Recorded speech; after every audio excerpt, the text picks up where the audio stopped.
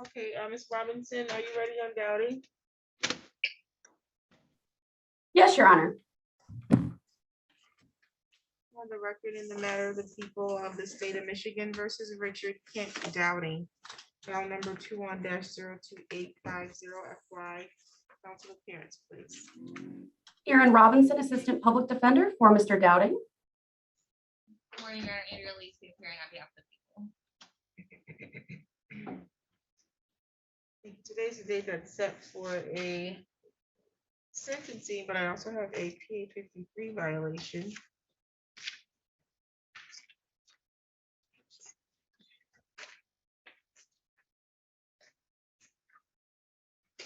Violation here alleges that Mr. Dowdy tested positive for methamphetamine and amphetamine back on January 11th, 2022, in violation of his bond conditions.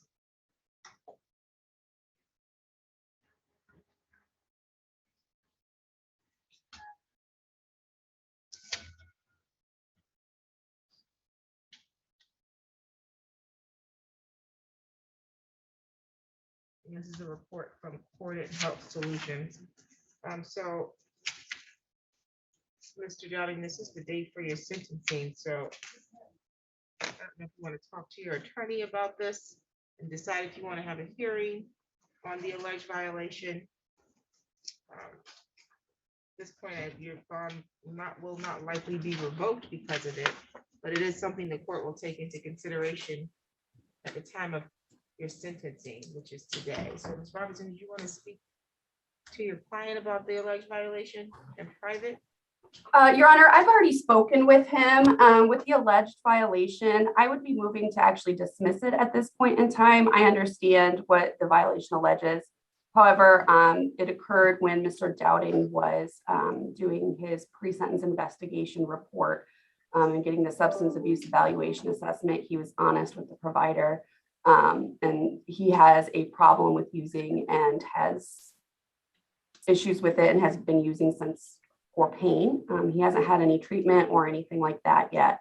And so I would ask to move to dismiss that at this time. As to the pre-sentence report and recommendations, does the body of the report need any updates, deletions, or corrections? No, Your Honor. Okay.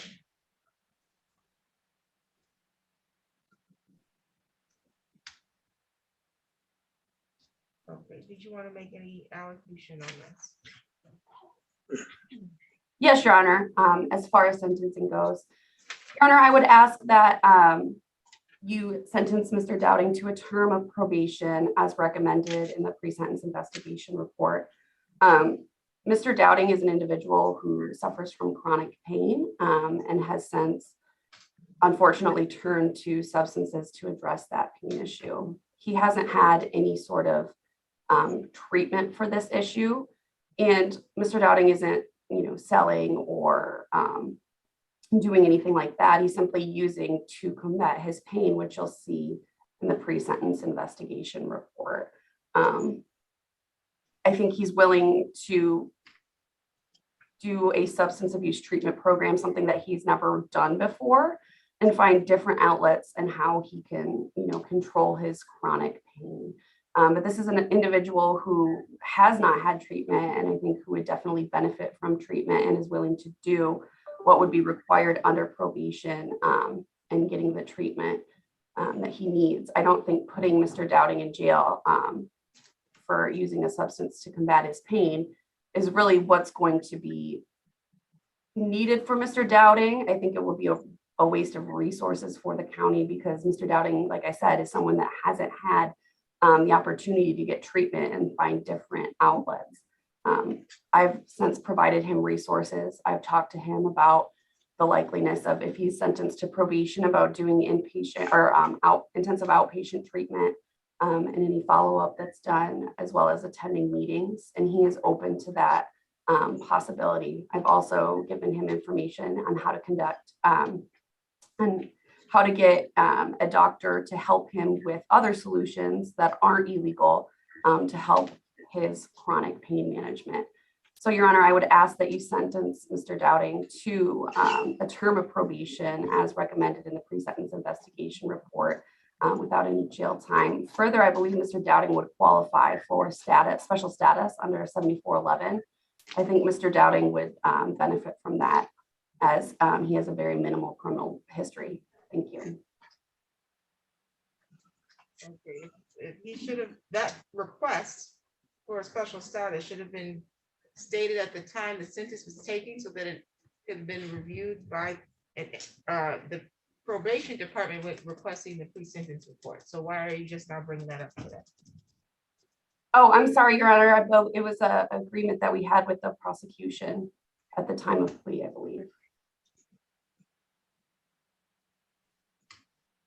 Not to my records. It says here he pled guilty to an added count 2 of use and with no special or objection from the prosecutor. And so that was not communicated to probation for them to review. Oh, I'm sorry, Your Honor. It should have been noted. It was an agreement that I had with Victoria Shinzing, the assistant prosecutor. Ms. Shinzing was the one that conducted the plea. It may have been an agreement, but I want to know, was it stated on the record? I'm not sure, Your Honor. I don't recall. Okay.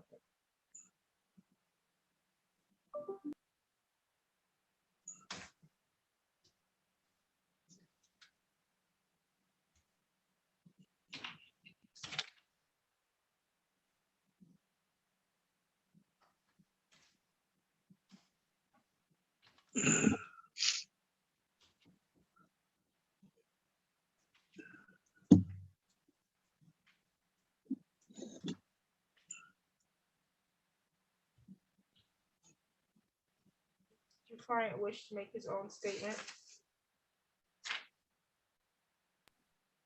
Mr. Dowding, would you like to make a statement today? I can hardly hear the judge at all.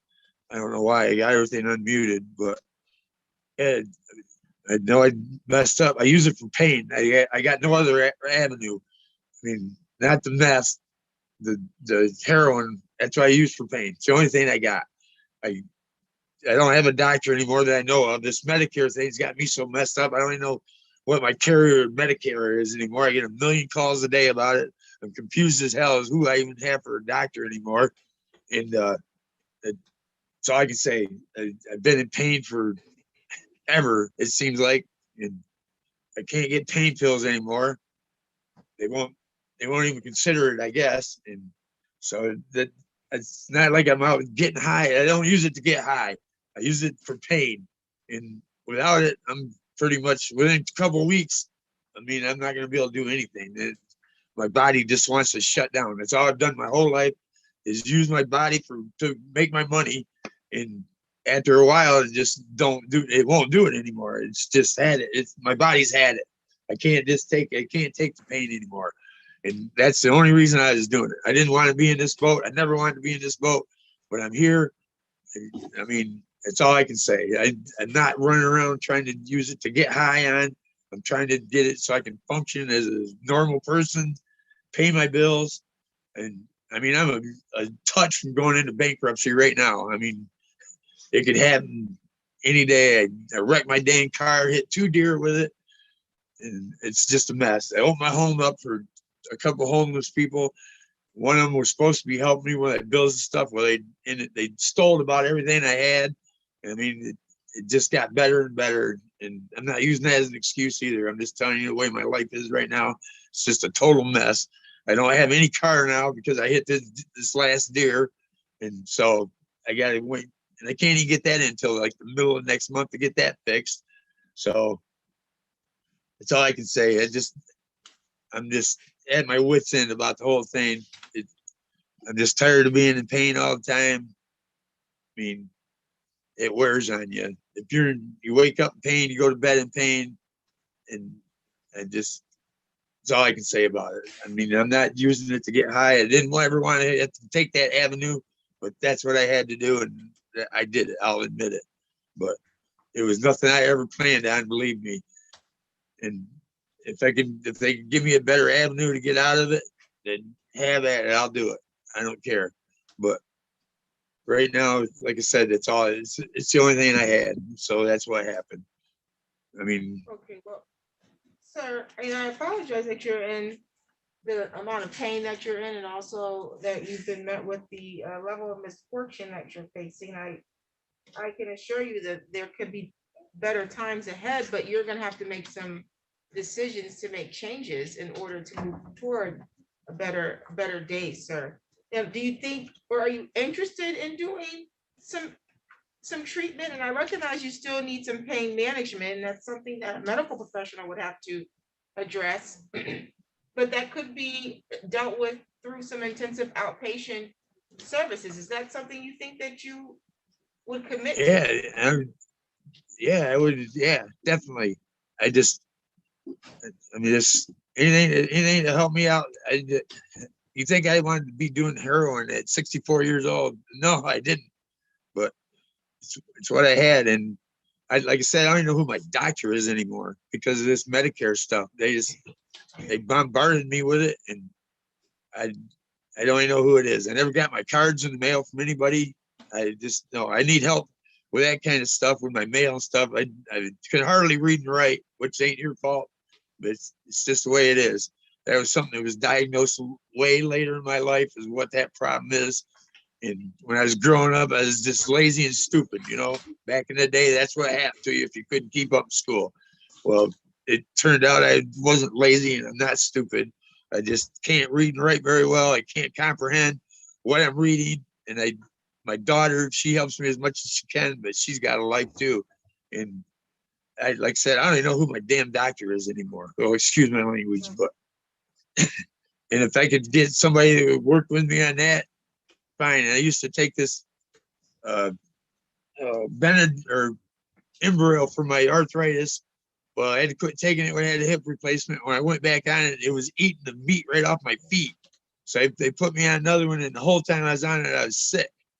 So I couldn't take that anymore. And then I lost my doctors. And like I said, I don't even know who my family physician is anymore. I can't find it in all the paperwork they send me. And it's just that Medicare just got me so confused. I don't know which way's up. I don't know if you've ever been involved in it, but it is very confusing. I still get 10 phone calls a day about it. I've heard multiple stories. Again, I apologize for the misfortune. I don't know that the probation department will be able to help you with that Medicare issue that you're having. But what we can do is get you into some intensive outpatient treatment to try to address the substance abuse issue. If there is something else that they can get you through your medical professional for your pain, that would be better suited for you versus using or continuing on the substances that you're on to control or manage your pain, sir, because you're not going to last long with this cycle if you're using these serious substances such as heroin to control your pain. Yes, I understand that. You scored a severe risk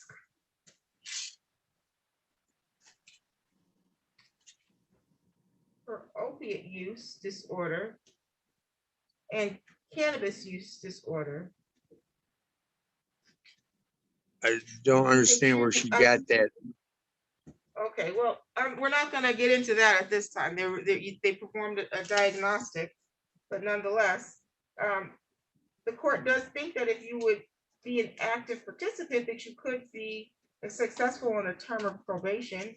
Also, your attorney is requesting special status under 7411, which will require me to put you on a term of supervision. So because of those reasons, I'm going to adopt the recommendation of probation. I'm going to put you on a term of 12 months probation. While on probation, you're ordered to attend intensive outpatient substance abuse treatment, okay? Okay.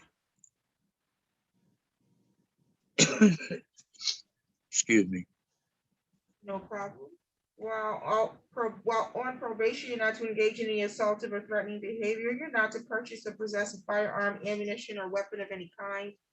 You're not to use, purchase, or possess alcohol, marijuana, or controlled substance unless you have a valid prescription. Okay, sir? Yep. You will be responsible to submit to PBTs and or your analysis while on probation. You're responsible for the fees and the cost of that, okay? Okay. I'm gonna order that you follow any further recommendations of probation as it relates to your treatment.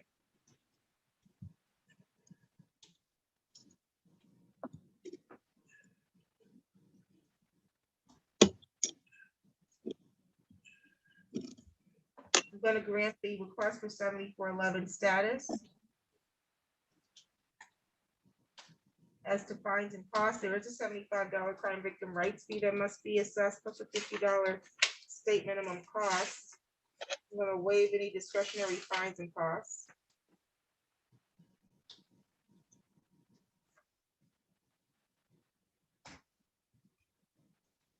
There's a $30 per month oversight fee for probation, so if you do a full 12 months of probation, that'll be a total of $360. You'll be able to make monthly payments on these fines that are being assessed, but I understand, sir, that you are in a bit of a situation financially right now. You should be prioritizing the PBTs over these fines and costs, okay? Okay. I have a transportation issue right now too, until I can get this car fixed, but I'm trying to work something out on that right now. Very good. And then, so your total fines and costs will be $485. And probation will go over that with you further and give you a monthly amount that you would need to pay on that. But again, I'm instructing you that if there is an issue between paying your fines and costs versus having money to do your PBTs, focus on the PBTs in your analysis, okay, sir? You can Okay. address the fines, you can address the fines and costs when you're healthy. Do you have any questions at this time regarding the terms of your probation? No, not right now. I don't. Okay, there's a advice of rights here as to probation. It says you have the right to request a hearing for early discharge from probation once you have completed half the original term ordered by the judge. You must file a motion for early termination of probation with the court. Do you understand that, sir? Yeah, so I get through half of it, I can have a hearing on getting rid of it, right? The You probation. would have to make a what you're motion saying? to request, you would file a motion to request early termination, and you can get that paperwork from the probation department, okay? Okay, thank you. You cannot request a hearing for early discharge until all rehabilitative requirements have been completed and there has been no violations in the 90 days preceding the request. Do you understand that? Yes, Okay. You have the right to hire an attorney if you need a hearing for your request. You do not have the right to court-appointed counsel if a hearing is necessary for your request for early termination, okay? okay, Lastly, if you are on probation for domestic violence, stalking, criminal sex crime, human traffic violation, or an offense where the defense was asserted of guilty but mentally ill, you are not eligible for early discharge from probation. Do you understand that, or do you have any questions regarding those rights? no, I understand that. You said you understand, sir? Yes, I do. Okay. Do you have any questions at all? No, Okay, I'm going to dismiss the PA 53 violation. Any additional matters for the record, counsel? And from the defense, Your Honor. Thank you, and you're all set for today, sir, and good luck. okay, thank you. Appreciate it, Your Honor. Have a good one. You too. Have a good day. Stay dry. I'll try. Okay. So did I leave now? You're free to go. Hit leave, right? Yes, please. I'm gonna go. Okay, Kofi Johnson.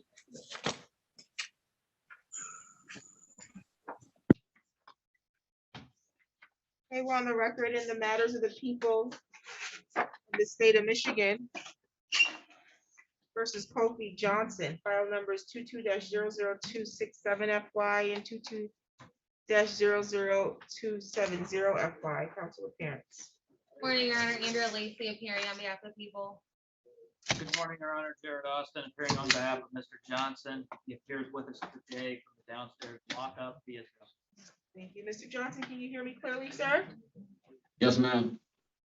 Okay, today's the date that is set for preliminary examinations, is that correct? Correct. Okay, I do have a nollie on one file. What are we doing on the other?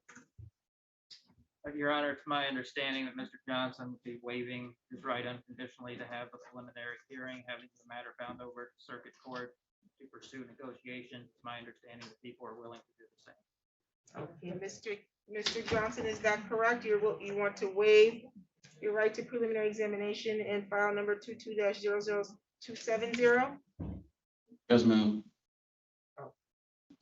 Ms. Lacy? Your Honor, the people would also agree to unconditionally waive the right to preliminary examination on case number 22-00270. Is there an offer on that? There is no offer at this time, Your Honor.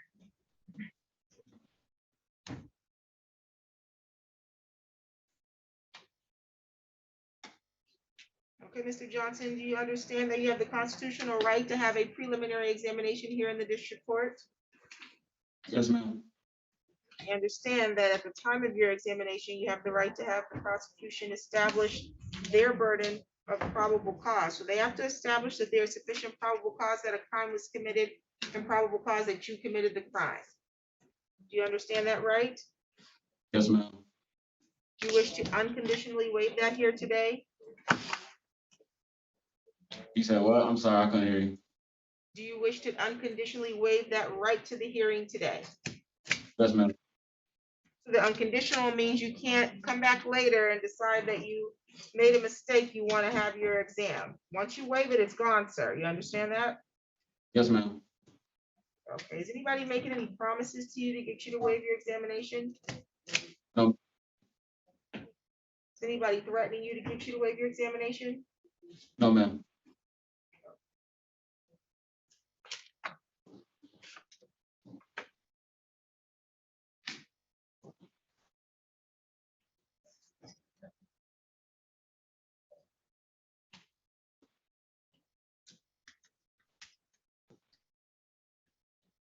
Find your waiver to be made freely and voluntarily. I'll bind the matter over to the circuit court for a bind over date on March 2nd, 2022.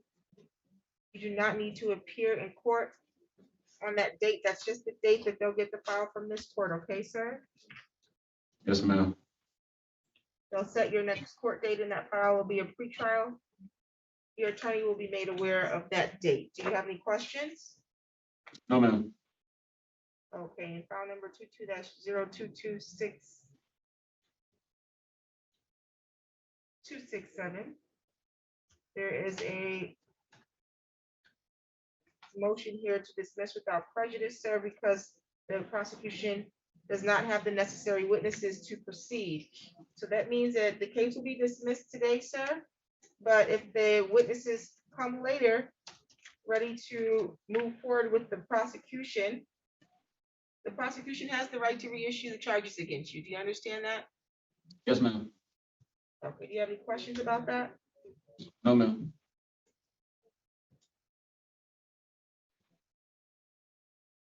Any additional matters on the record? Nothing from the people. Nothing further on behalf of Mr. Johnson, Your Honor. Thank you. Thank you, you're all set.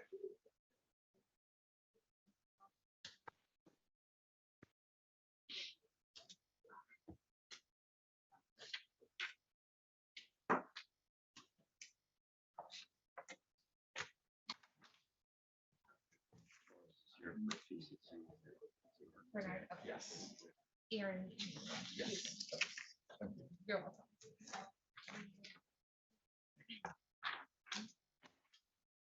Perez.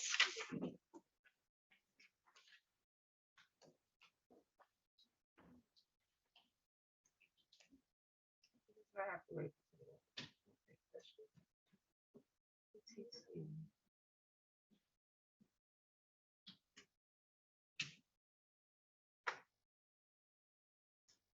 She already waived her 21 days.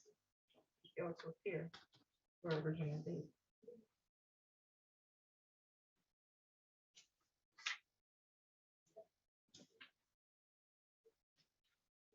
On the record in the matter of the people of the state of Michigan versus Shamari. Okay, Shamanai Torres, sorry, I'm trying to read someone's handwriting. 22-00102 FY council appearance. Good morning, Your Honor. Andrea Lacey appearing on behalf of the people. Good morning, Your Honor. Assistant Public Defender Stephen Feigelson appearing on behalf of Shamane Torres, who's standing to my right. Shamane, I apologize. No problem. Today's the date that was scheduled for preliminary examination, or is this probable cause? Okay, this is a probable cause. It looks like she was originally arraigned on this matter back on the 12th of January. And she was given probable cause conference date of the 21st, preliminary examination date of the 28th, and then she failed to appear. So she waived her own timeline already. So are we continuing to examine this? Yes, Your Honor. Okay. I'm sorry. Well, it was supposed to be today, but because she's here today, we're going to treat this as a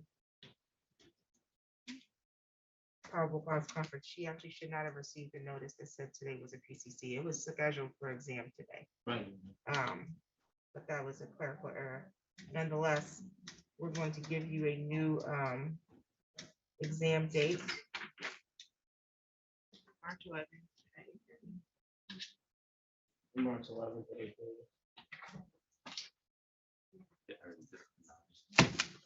Sorry? At 9 a.m.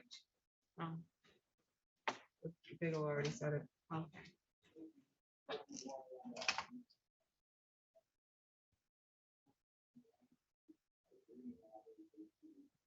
Okay, do you have any questions today, ma'am? Any additional matters for the record? Did you say 8:30 or 9 a.m. on It's gonna be 9 a.m. Did you get a copy of the notice already, ma'am? No, I did not have that. Okay, we'll get you a copy right now. No problem. Any additional matters for the record? Nothing from the people. Nothing from the defense, Your Honor. Thank you. Thank you. We'll see you on March 11th.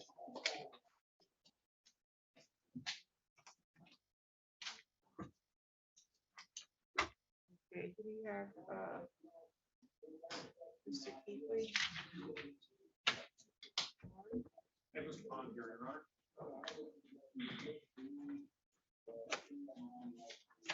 And then Mr. Mickle has.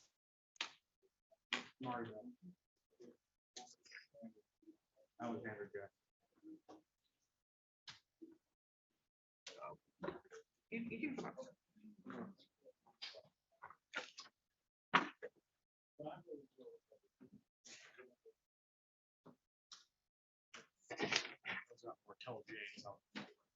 Okay, sounds good.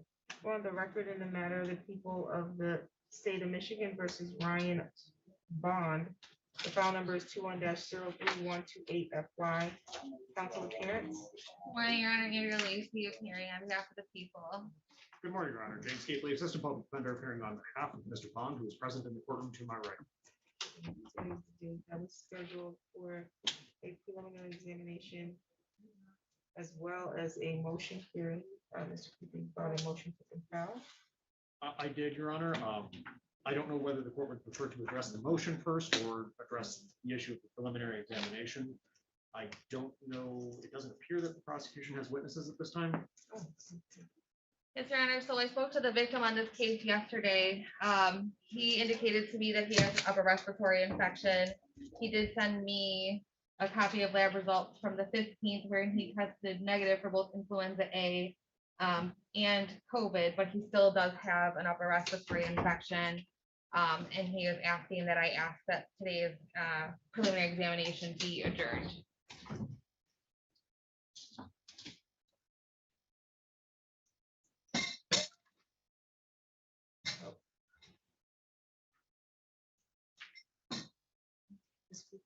Thank you, Your Honor.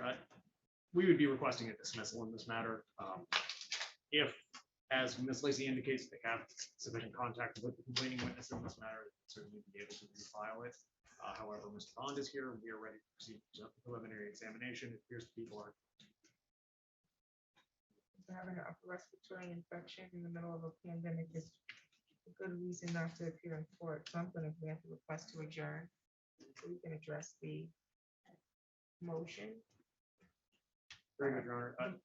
I was gonna say the motion was just sitting in the file. I think we got it on the 14th. I just saw that it was in there. Nonetheless, I'm assuming it's the typical motion that you filed for unredacted copy. It is, Your Honor. It's Okay. a standard motion pursuant to People v. Ricky Jack. We made a request for police reports. We received a redacted report. Of course, the court rule doesn't give the prosecution all authority to unilaterally redact. They have made no efforts to they've made no efforts to justify redaction in this matter, and we would be asking for the court to compel a production of an unredacted report. Your Honor, if I can respond. I just received it a couple days ago myself, so I would not have been able to respond to it in a timely fashion. But I would ask, I don't have any objection to the defense counsel getting an unredacted report. My issue is with the defendant having access to the victim's information, because there is already allegations that people have contacted the victim or the victim's brother to intimidate them to not come to court at this time. So giving him access to the victim's information, I think, would only further efforts on his behalf to intimidate the Your witness. office can file a protective order. And I intend to do so, Your Honor. Yeah, we'll do that. Your Honor, I do want to go ahead and state I am objecting to a protective order in this matter. Pursuing it in this matter turns the court rule on its head. They are supposed to, prior to redaction, seek protective order, not say, well, we'll give you a redacted report, and then if you object to that, then we'll go ahead and maybe follow the court rules. And then as to this information of, well, there's already there's allegations that people are trying to contact the complaining witness. We have no substance of that. That's the first that I'm hearing of that is this morning. Ms. Lacy has not raised that with me at any point up until this point, and did not, up to this date, or at least has not filed for a protective order. Well, I think that it's appropriate for her to file a motion for a protective order and place what they're basing that on, why a protective order will be needed. I mean, if there are legitimate allegations or concerns about the safety of the alleged victim, the court's not going to require them to provide that information, the contact information or the address of the victim. Otherwise, I don't see why the other information on the report needs to be redacted. That's fair. And Your Honor, there will be a report forthcoming from the detective with regards to the allegations.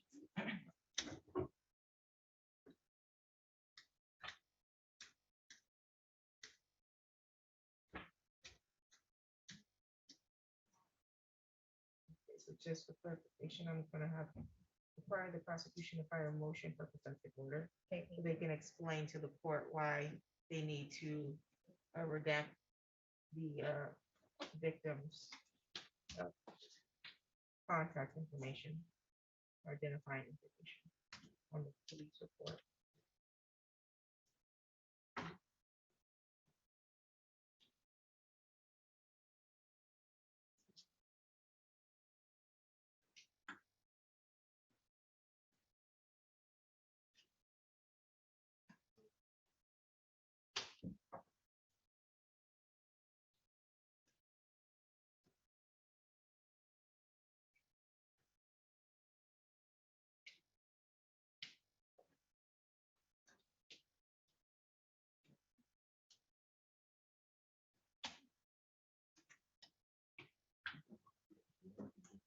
Can I have a new date for the exam? March 11th. Please set this for March 11th at 8:30. Thank you. No problem. Any additional matters for the record? No, Your Honor, thank you. Ms. Lacy? Nothing from the people, Your Honor. Thank you. You're all set. We'll get you a copy of your notice to appear, sir, okay? You said you had Martell James. I do, Your Honor. Are we running an exam? Your Honor, I was not able to check and make sure my officers are here, but let me, if I can just have a minute. No problem. I see Miss Bernard is on the. Yes, sir. Hi, how are you? Are we just, it was supposed to be an officer witness? Is that what it was? To Your Honor, She's waiving her right to appear in person for this. from what I know, I'm sorry, Your Honor, what was that? She's waiving her right to appear in person for that purpose. When we were here last and first began the preliminary examination, I asked specifically if she could stay at home, just because she's driving from Detroit and because this is a continuation. I think you remember that. Very kind. It was so long ago. I know. That's fair. Okay, Mr. Yang is here. Morning, Your Honor. Hi, you know who your client is?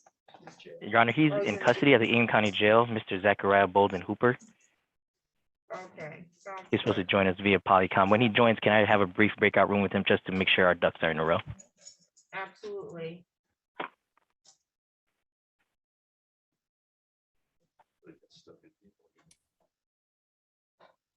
You said Dexter's a good.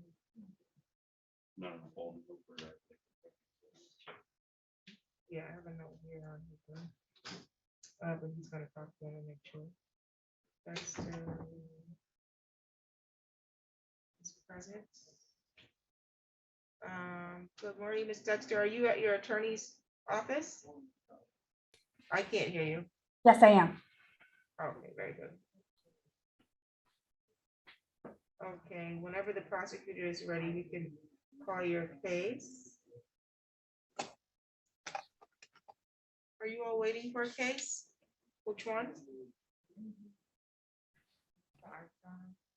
Armstrong, okay, sounds good. Thank you.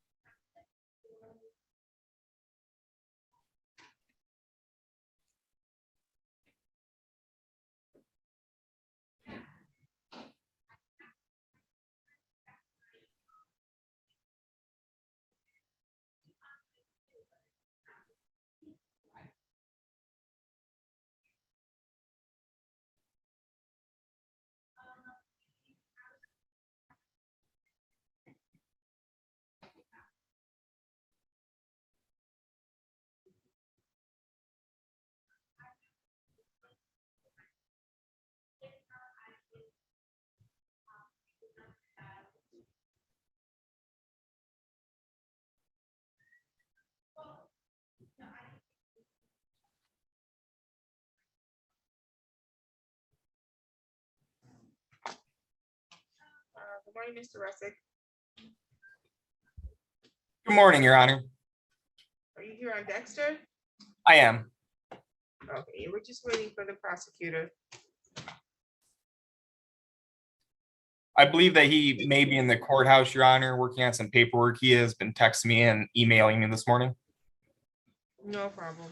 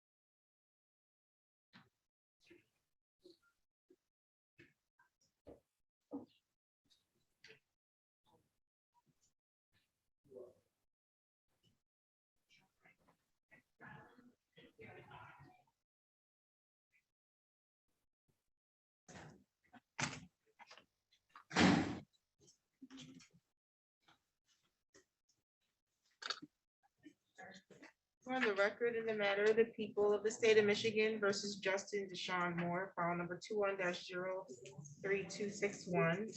FY counsel appearance. Morning, Your Honor. Andrea Lacy, appearing on behalf of the people. Good morning, Your Honor. James Keatley, Assistant Public Defender, appearing on behalf of Mr. Moore, who is present in the courtroom to my right. Thank you. And today was the date that was set for a preliminary examination. I had a note that there was going to be a waiver, but I think that the defendant has changed his mind about that. Is that correct? Yes, Your Honor, and I do apologize for that. In discussions with Mr. Moore yesterday, he indicated that he had intended to waive his exam. However, this morning he has since had a change of heart and would like to have his exam. As I understand it, the officers are not available, having been communicated with Ms. Lacy, I believe, weather complicating travel. I believe it's going to be a request for an adjournment. The defense has no objection to that.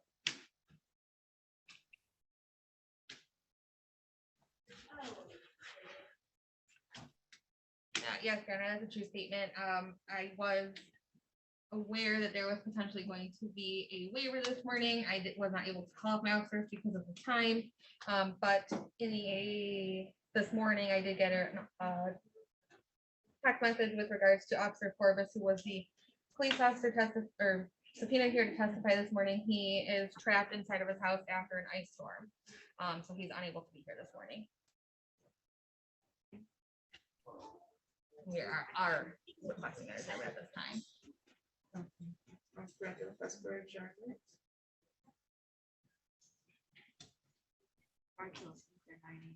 March 11th at 9 a.m. Any additional matters for the record? Nothing further from the people. No, Your Honor, thank you. Thank you. We'll see you then, and we'll get your copy of your notice before you leave today, okay? You're welcome.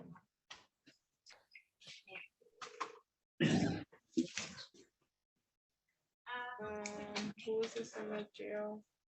Bolden? Yang, Mr. Yang, you need to speak to him? Yes, Your Honor, briefly.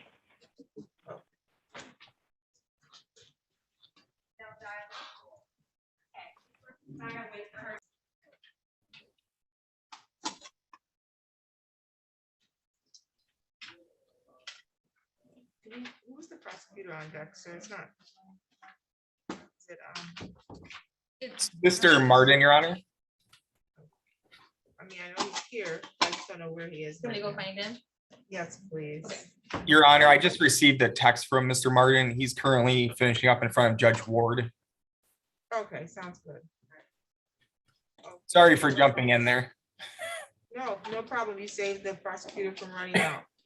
Don't want to have people walk in the halls if they don't have to. Yeah, you know, Thursdays get busy. So what, do we know what's going on with Bernard? So I was made aware that it was going forward this morning. And Aaron is handling that. ATM Hospital is handling that one. Okay, But sounds good. Melvis is doing something on Zoom at 54. No problem. I just wanted to know what we were gonna do. Okay. And then James, Mr. James is here. We're running it, James? Your Honor, I did intend to run Martel James victim list. I know one of the officers was on her way when I checked about a half hour ago, or about 15 minutes, maybe 20 minutes ago. And then the other officer was unfortunately stuck at work for an extended period of time due to homicide last night. So she is able to appear this morning.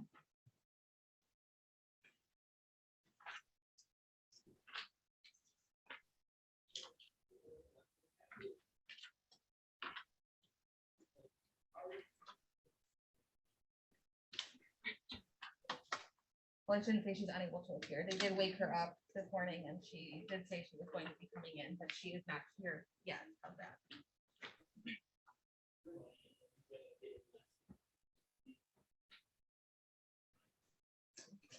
Yeah, I'm gonna go, please.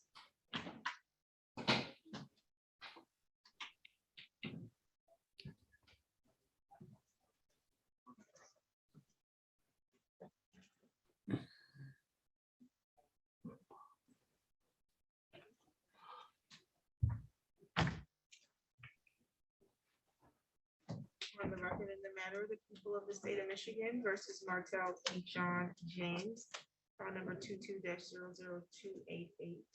FY council appearance. Morning, Your Honor. Andrea Lacy appearing on behalf of the people. Good morning, Your Honor. James Keithley, Assistant Public Defender, appearing on behalf of Martel James, who is present at the courtroom to my right. Today was set for a preliminary examination. That was set for 8:30. It's 9:45.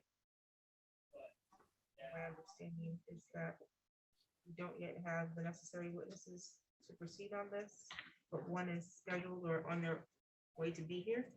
Yes, that's correct. Why weren't they here on time? Did they give that indication?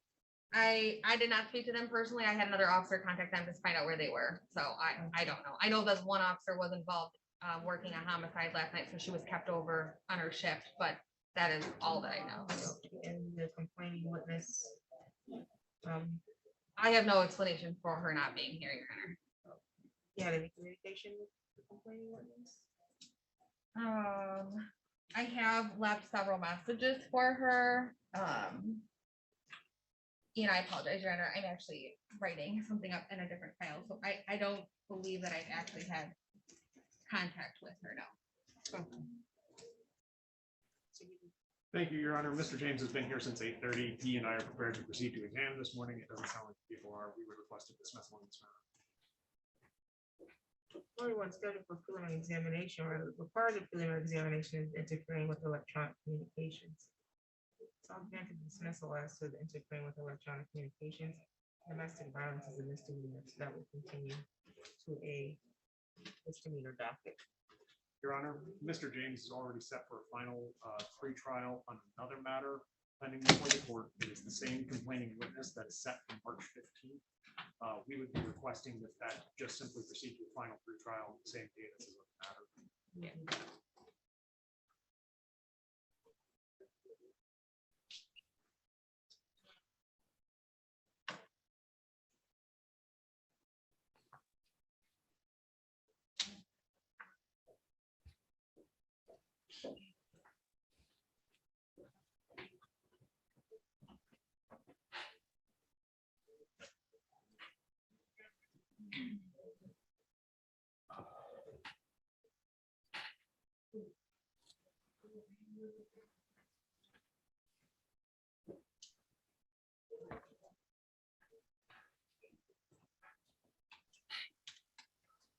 What time is it? What date? It's the I believe it's the 15th 15th. of March. Yeah. And what about a trial date? It's set for a trial date on the 22nd of March. of the other matter. We'll do that on this one as well. Those are both at 8 o'clock in the morning in person at the court. Okay, sir? We'll get you a copy of your notices on that file before you leave here today. Any questions? I don't know. No. Okay, thank you. Any additional matters for the record? Nothing for the people. No, Your Honor. Thank you. Thank you. You're all set. You can have a seat. We'll get you a copy of your notice. Mr. Yang, were you ready for me to bring him back from the breakout room? Yes, Your Honor, we're ready for the preliminary examination waiver. Are you on Hooper, Golden Hooper? Yeah. Okay.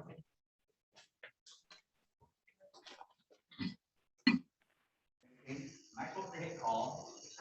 I'm supposed to sit there and wait?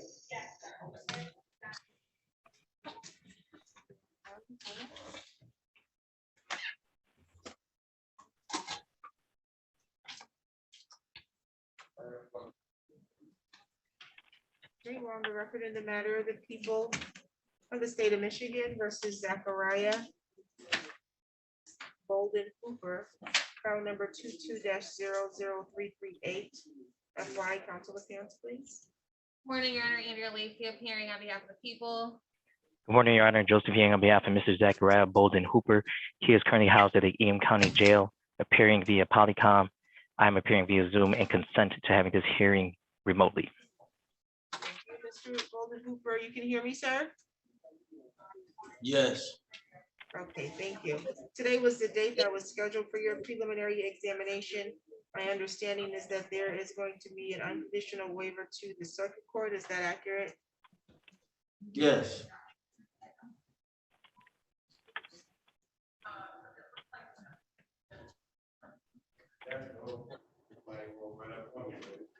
Would also agree to unconditionally waive their right to preliminary examination with regards to Mr. Bolden Hooper. Thank you. Was there an offer extended at all? No, Your Honor, there was not. It could be negotiated in circuit court, but no offer at this time.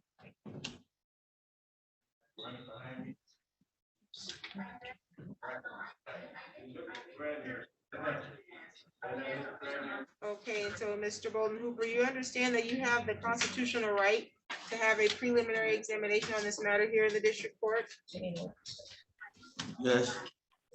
You understand that at the time of your preliminary examination, you have the right to have the prosecution establish the burden of probable cause.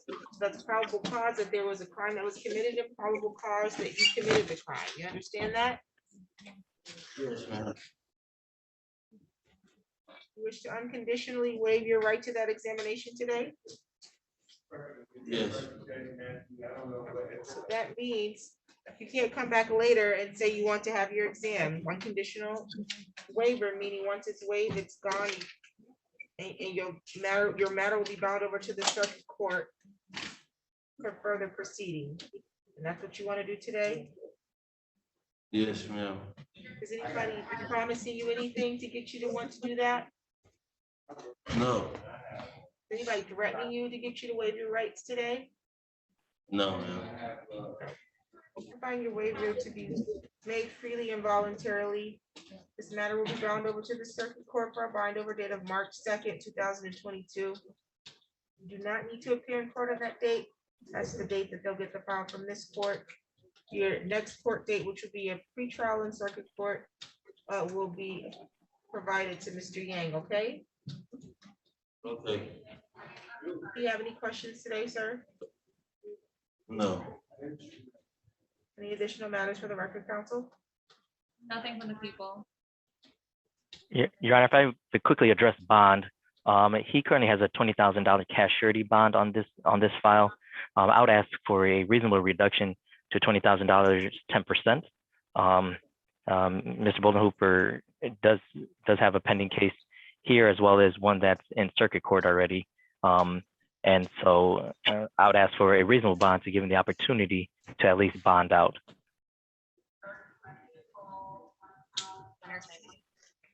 Your Honor, I would object to any reduction in bond at this time, similar to the motion that was made by the co-defendant last week. Mr. Bolden Hooper has been on bond to Judge Damo for approximately 5 or 6 months with regards to a case pending for a CCW charge. He is obviously aware that one of the conditions of that bond is to not possess weapons, and managed to pick up this case and is now being bound over the circuit court on the same exact charges. So I would ask that no reduction in bond be taken at this time. He clearly cannot adhere to bond conditions in the community. The argument is for a reduction in bond so that he can post bond, but that's not one of the factors that the court is to consider prior to setting bond. There's a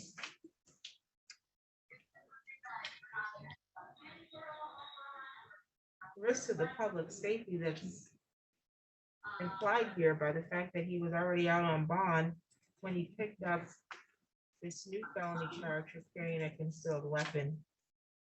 Looks like he's also on probation, which would have been a condition of his probation as well. So the court doesn't believe that Mr. Bolden Hooper knows how to, or is willing to comply with court orders. So the motion to amend the bond is denied. You obviously can make your motion before the circuit court. Any additional Your Honor. matters for the record? Thank you. No additional matters. You're all set for today, Mr. Bolden Hooper.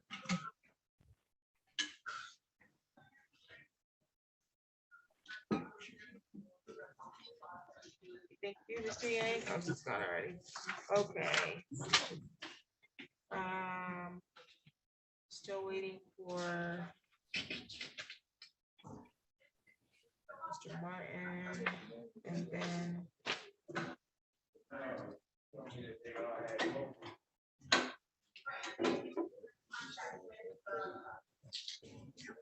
we ready, Armstrong? I believe so, Your Honor. Okay. And then what about Bell?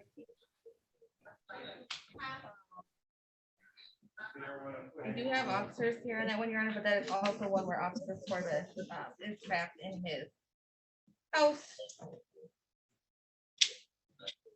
I think I see Mr. Rothstein, and I know I see Mr. Bush. Were you guys all set, or did you have another person? James Anthony Little? Oh, he's downstairs. I think that's all we need from Ingham County. That's all we have. Thank you.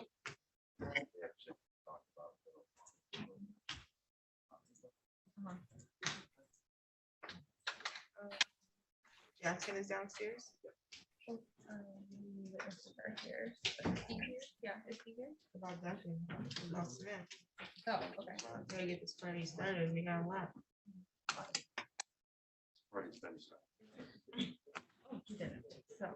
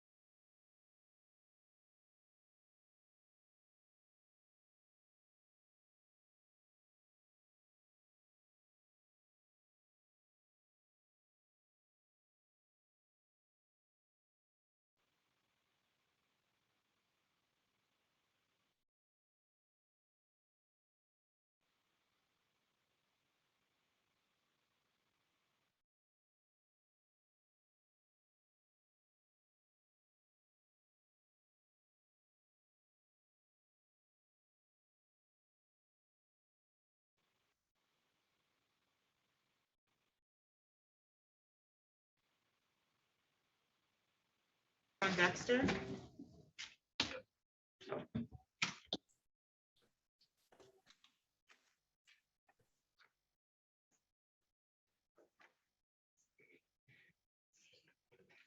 record of the matter, the people of the state of Michigan versus Danielle Nicole Dexter.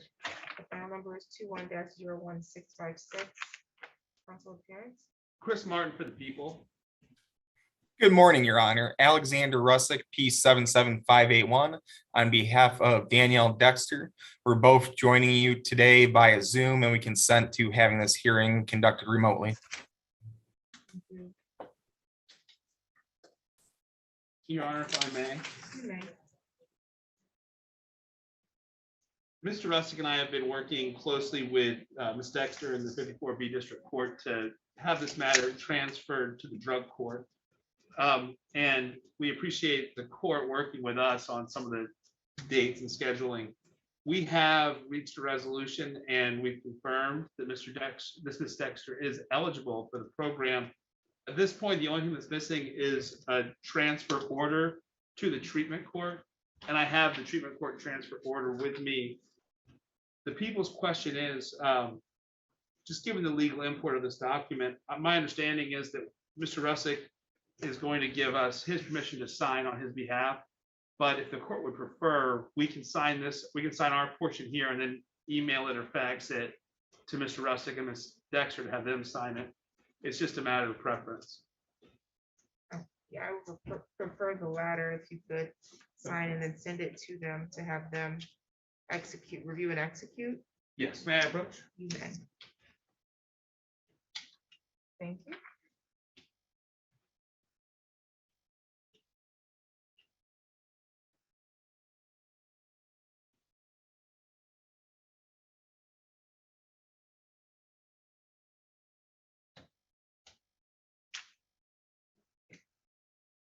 And then once we get that back, it can go to our judge. If you, would you like to send this over to Mr. Russick?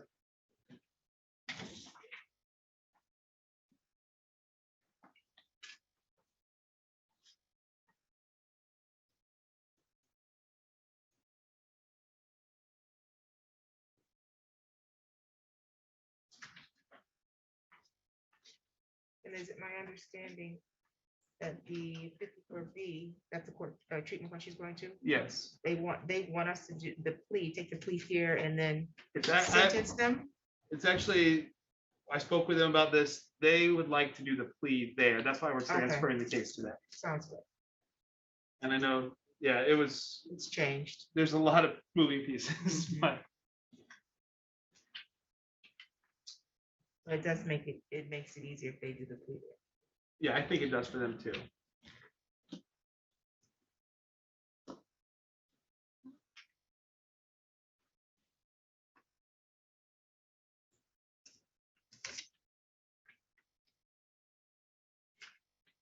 So that is being scanned, I would imagine, and emailed to your office, Mr. Russick, for your signature. So that's the only thing we're waiting on this for this to be officially transferred, correct? That is correct, Your Honor. And once we have the signatures on the transferring court end, I'll be the shepherd of the document to make sure that it gets over to the people. Very good. Okay, well, we'll get this being emailed to you now, Mr. Russick. You have his email, right? Okay, it's been sent to you at this point. Let us know if you received it. I have not received it just yet, Your Honor, but as soon as I do, I will sign it. I'll have Miss Dexter sign it. She's in my office right now, so it will be a quick process for us. Okay, very well. This matter will be transferred to the 54B treatment court for plea and sentencing. Any additional matters for the record? Nothing further from the people, Your Honor. Nothing for the defense, Your Honor. Thank you. Thank you, and good luck to you, Ms. Dexter. All right, you're all set. Have a good day, Your Honor, and Mr. Martin. Same to you. Thank you.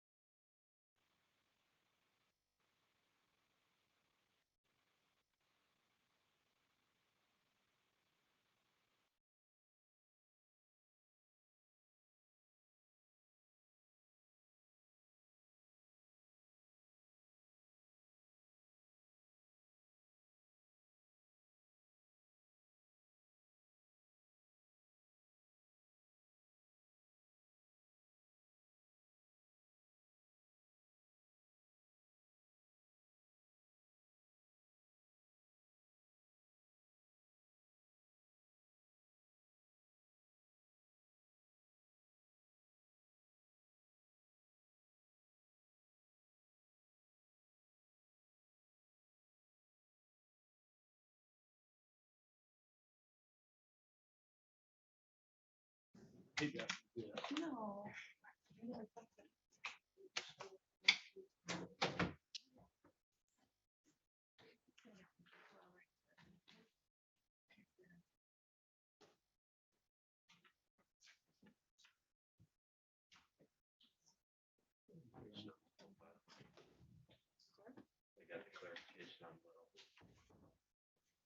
On the record in the matter of the people of the state of Michigan versus Dwan Bush, file number 21-02872FY. Councilman Pierce.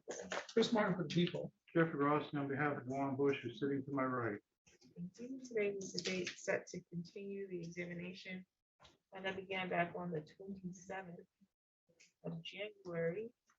The matter was adjourned to allow the testimony of Lieutenant Spoma and Detective Martin. Is that correct?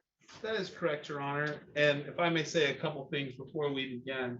The people are only calling Lieutenant Spoma today. We believe that we can find the case over with her testimony alone, so the court will not hear from Detective Martin. There are a couple of preliminary matters that we'd like to bring to the court's attention. The first is that, as the court will know, counts 2 and 3 rely upon a felony conviction from 2016, which is detailed in the habitual offender third offense notice, a delivery manufacturer of a narcotic from June of 2016.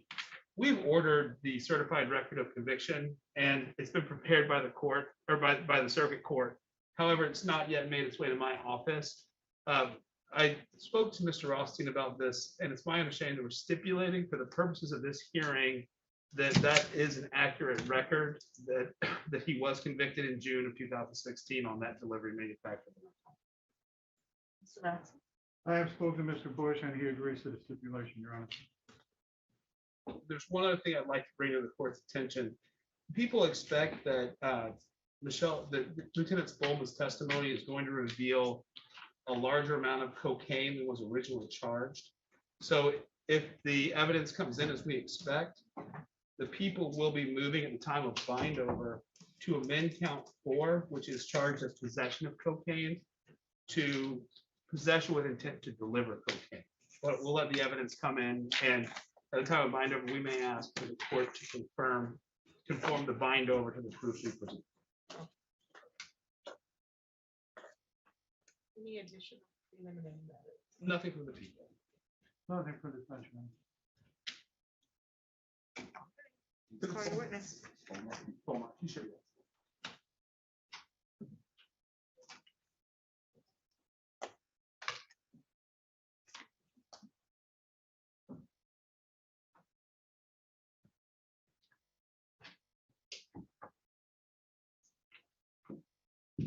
You solemnly swear or affirm the testimony you're going to give is the truth and the whole truth under penalty of perjury. I do. Thank you. Can I have a seat there?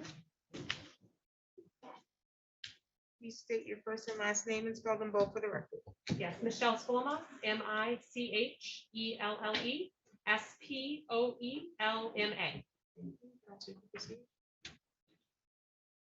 Lieutenant Spoma, thanks for being here. Can you please state your name and occupation? Yes, Michelle Spolma. I am a sworn police officer for the Lansing Police Department. How long have you been a police officer? I have been with Lansing for approximately 17 years. Okay, 17 years. And you're a lieutenant, is that right? That is correct. Can you say just a bit about what the rank of lieutenant means within the Lansing Police Department? Yes, at Lansing, that generally means you oversee a unit or a shift. In this particular instance, I'm currently assigned to road patrol, and I oversee our noon shift officers. Okay, how long have you been a lieutenant for? Oh goodness, I was promoted back in 2016, so 5 years, And almost 6. you said you're currently assigned in road patrol. Where were you assigned in October of 2021? I was the lieutenant that oversaw our special operations section. Can you say a bit about what the special operations section does? Yes, we have 2 teams. One is our violent crime team. They are responsible for identifying our violent offenders within the city and investigating cases and bringing those individuals in when they have active warrants. And then we have our narcotics team, which focuses on the drug trade within the community. And is the narcotics team also referred to as SOS? Yes, it is. And so in leading that division, SOS, you participated in a lot of drug investigations. Is that safe to say? Yes, it is. All right, I'm going to direct your attention to the date of October 12th, 2021. Were you the lieutenant in charge of the SOS division on that date? Yes, I was. Were you on duty on that date? Yes, I was. And at some point on that date, were you sent to 543 North? Yes. Why were you sent? Officers on our violent crime team had observed Dwan Bush in front of 543 Norman. At that time, he had an active warrant for his arrest, and they set up surveillance on Mr. Bush and the residence. And 543 Norman's in the city of Lansing, Yes, it in is. Ingham County, Michigan. In Ingham County? Yes, it is. Okay. What was memorable about this particular investigation at 543 Norman? The officers had been out there for several hours on surveillance. During the course of that surveillance, they saw multiple subjects come and go from the residence. The subjects would come, go inside, stay for 5 minutes or less and leave. In addition, they saw an individual come out of the house and exchange what looked like a clear baggie of a white substance with another subject for money. Those are things that we see that are indicative with the trafficking of narcotics at a residence. You said that your particular target was Dwan Bush. Prior to this night, had you ever had interactions with Dwan Bush? Me personally, I had not. Okay. Did you have interactions with Dwan Bush on this night? Yes, I did. Can you speak a bit about what those were? When the officers were on surveillance, at one point, the officer that was conducting the physical surveillance said his position was compromised and uniform officers moved in to assist him. At that time, we had contact outside of the residence with multiple subjects around approximately 9 p.m. Mr. Bush was still inside. He had been observed inside by our undercover officers. And so in the course of trying to get him out of the house, I made contact with him via telephone. So you spoke to him on the phone. Yes, I did. And did you confirm he was inside the house? Yes, I did. And was anyone else inside the house with him? There was a 5-year-old girl by the first name of Liliana inside the residence as well. And during this time, when you're on the phone with him, where is the investigation? In other words, what are you trying to do to further the investigation at this point? At that point in time, we had enough evidence to write a search warrant for narcotics and firearms based on the observations of the officers. So an officer was currently in the process of doing that. And I was in the attempts of getting the 5-year-old girl out of the house for her safety, as well as taking Mr. Bush into custody for his active warrant. And how long did this period last where officers are surrounding the house while you're waiting for the search warrant and you're on and off the phone with Mr. Bush? How long did that last? I believe we made contact outside of the front of the residency around approximately 9 p.m. and Mr. Bush did not exit the residence until roughly 11 p.m. Now that's about a 2-hour time frame. That is correct. In your experience in law enforcement, if there's somebody alone in a house where there's potential evidence, what concerns do you have? We have a couple of concerns. One is, are they making a plan to attack officers? Another is, are they destroying evidence within the residence? Now, eventually, well, you said there was a search warrant being drafted. Was that search warrant eventually executed? Yes, it was.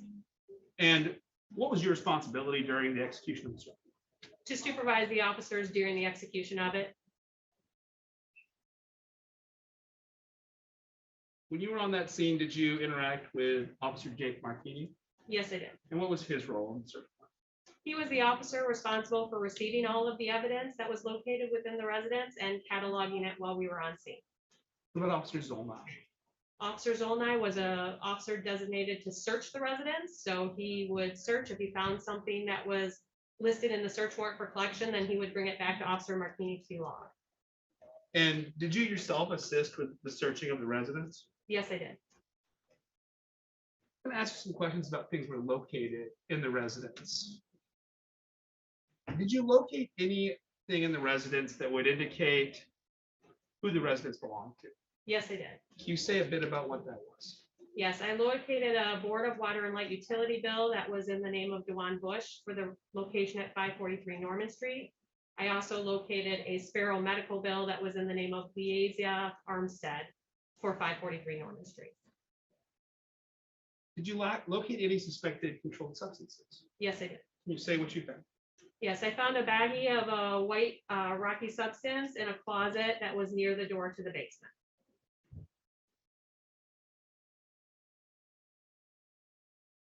Now, you said you were there when all this evidence was being collected. Did you witness any weapons being located in the residence?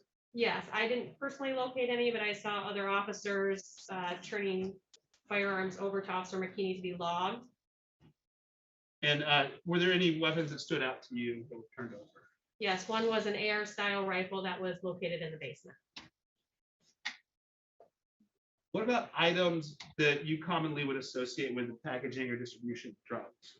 Yes, I was aware that they found digital scale within the residence, a money counter within the residence, and a drug press. What's a drug press? It is used to press narcotics together so that they can be compact and concise for distribution.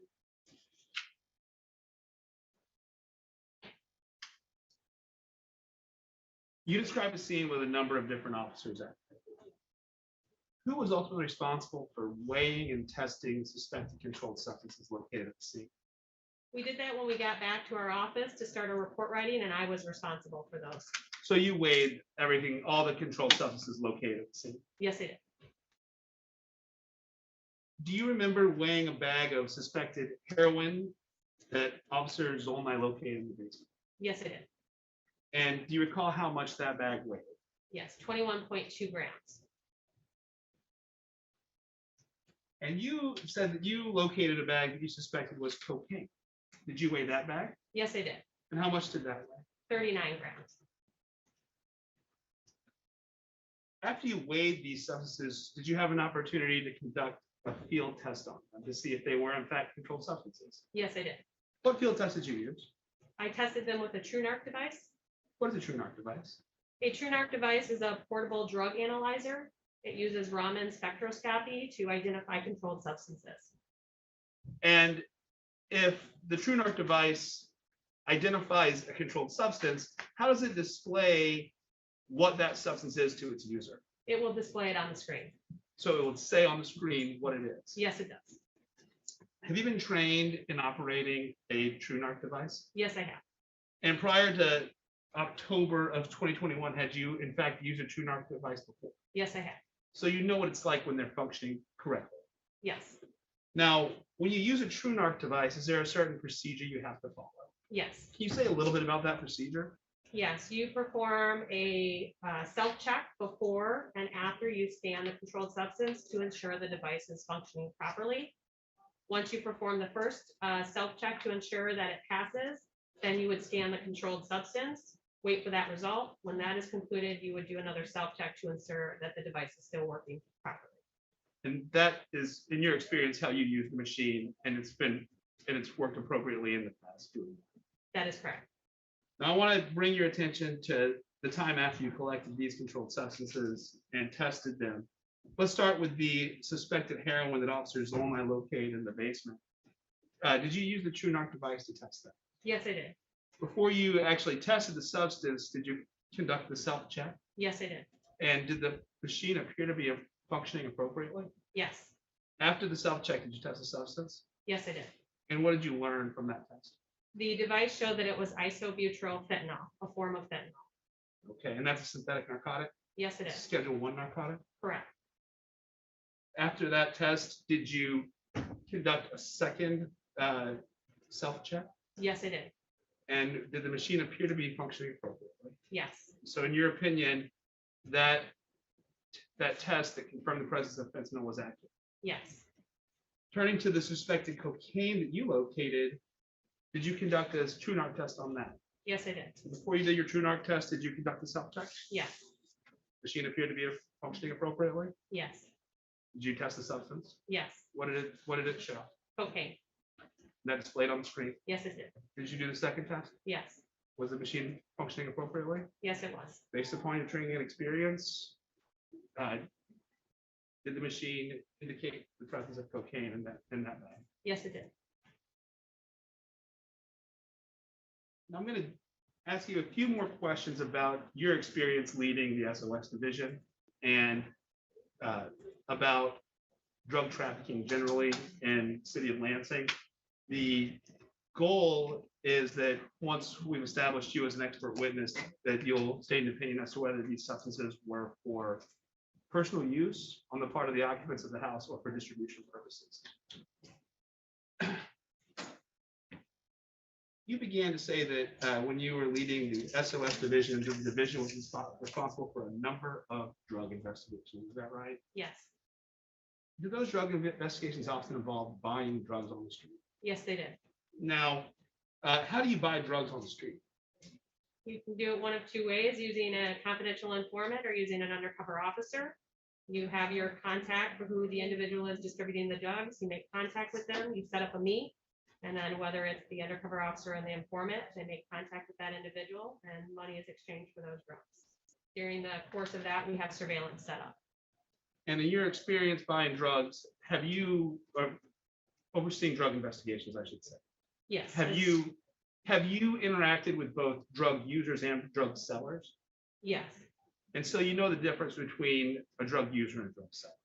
I would say yes.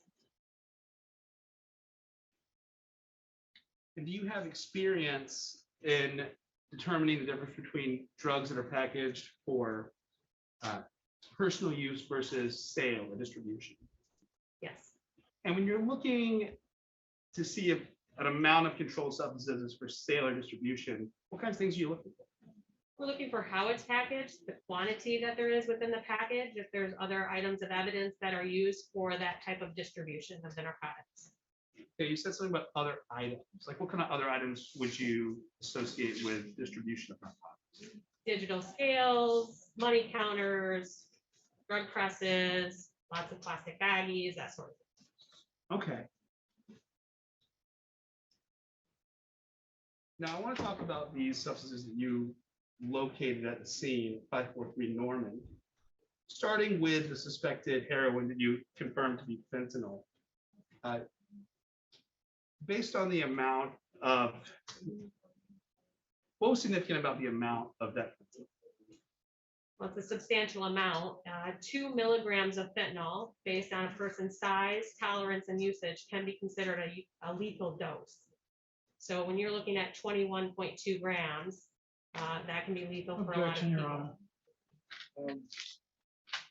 I don't think she has the technical knowledge to state how much would cause a lethal dose of any drug. She's not a doctor. Do you want to respond to the objection? Your Honor, I think she can testify from her experience that this is a potent narcotic. Maybe the 2 milligrams is borders on a medical opinion, but I think she can very safely say this is a potent narcotic and that, you know, this was an amount that you would associate with many users. Okay, well, I'm gonna sustain the objection. That was not how she answered the question, so objection sustained. Okay. We'll go back. This amount of fentanyl, without going into the specifics, is this an amount of fentanyl that you would expect one user to use or more than one user? Multiple users. And Again, Your Honor, objection. I don't see how she can testify to what a user would use or not use. Do you want to respond to the objection? I can lay a further foundation. Objection sustained. Based on your experience leading the SOS division, a typical heroin user, how much would a typical heroin user use to get high? When we would conduct buys, a user would typically go in and buy something less than a half a gram, between 0.2 and 0.5 grams. And in your experience, would a typical drug user possess more than 2 or 3 grams at a time? That has not been my experience, no. And why is that?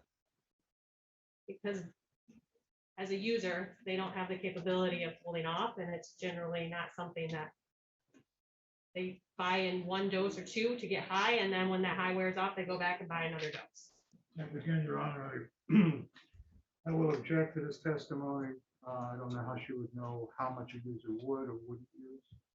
She testified she bought drugs on the street with users. She did, and she's testifying as to her experience. So I'm gonna overrule the objection.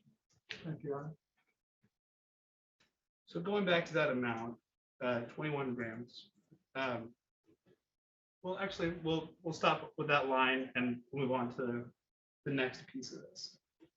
The suspected cocaine you found, you said it weighed 39 grams and tested positive, true narc positive for cocaine.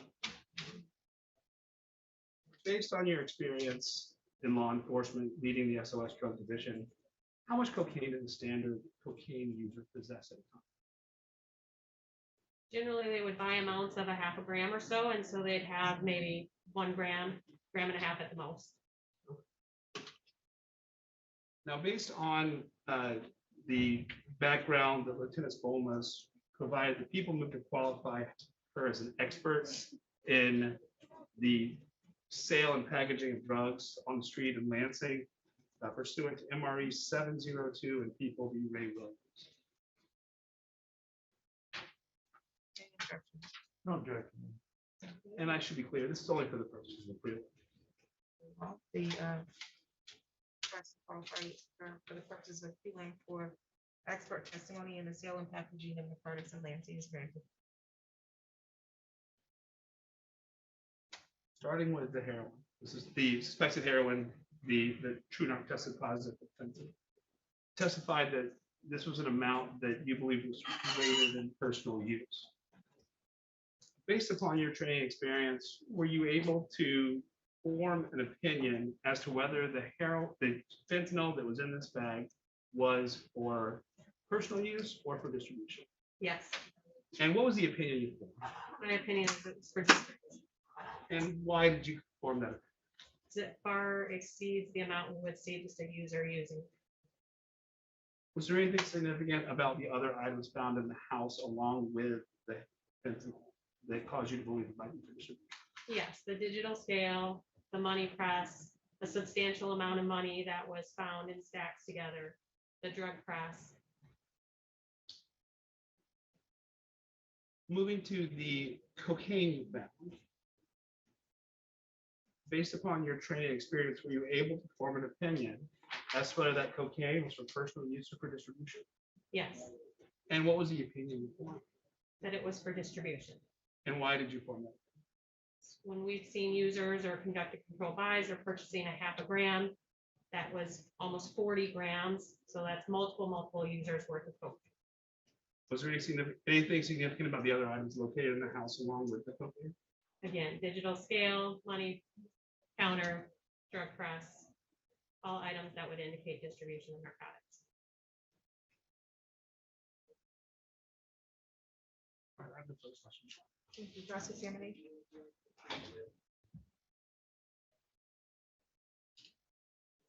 I want to talk about the True Narc. You say you checked it for accuracy. You self-checked it before you used the True Narc Yes, and then afterward? yes. When was the last time it was independently checked for accuracy? I wouldn't be able to speak to that.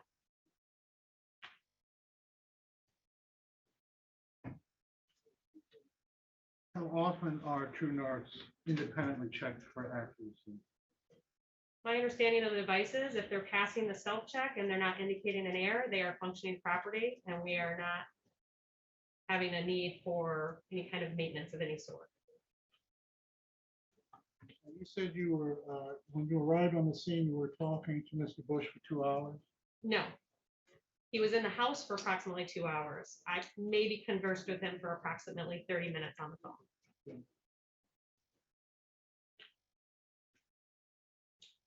And you testified that an individual came out of the house with what looked like drugs? That was the information that the officers who were conducting surveillance had identified to me. And Mr. Bush wasn't identified as the individual who came out of the house with the drugs? I don't know that they identified to me who that individual was. And Mr. Bush wasn't identified as a person who, from the surveillance, sold this unidentified person the drugs? Not one way or the other, to my knowledge. And you say you found some cocaine in a closet, right? That's correct. And the door was closed, you had to open the door? It was slightly ajar, not all the way closed.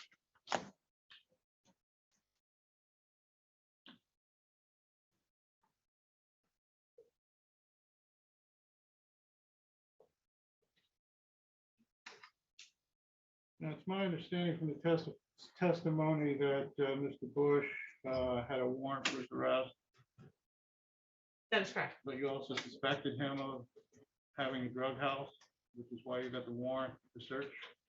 At the time they observed Mr. Bush outside the residence, he had an active warrant. They set up surveillance to try to take him into custody. During the course of that surveillance, they observed narcotic activity occurring at the house.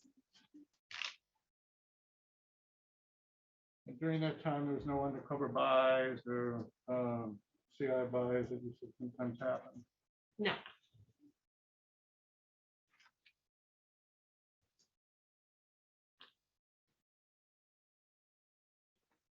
Except for the cocaine in the closet, you don't, you looked at the rifle, digital scale, and the money counter, and they were already somewhere, you don't know where they came I believe I know where some of them came from, not specifically, just general areas. from. Okay, so you have no personal knowledge except that they were there. Correct.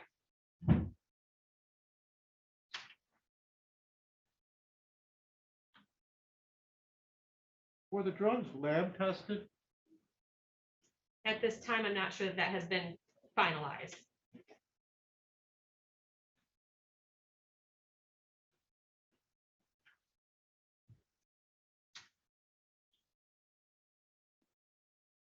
No, I didn't write it in my notes, I apologize. From what I understood, all the evidence was collected and cataloged by Mr. Martini. On the correct? scene. On scene. And then you picked it up at the office and did your weighing and your seeing whether it was drugs or not, is that correct? We all returned to the office and worked together to complete the report. And while there, yes, I logged the evidence into the evidence logging system.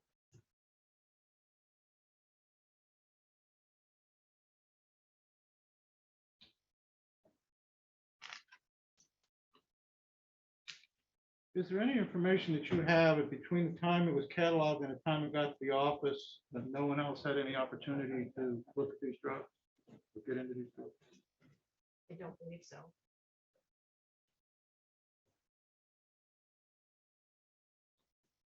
So drugs were collected at the scene and then not wait until they got to the office? That is correct.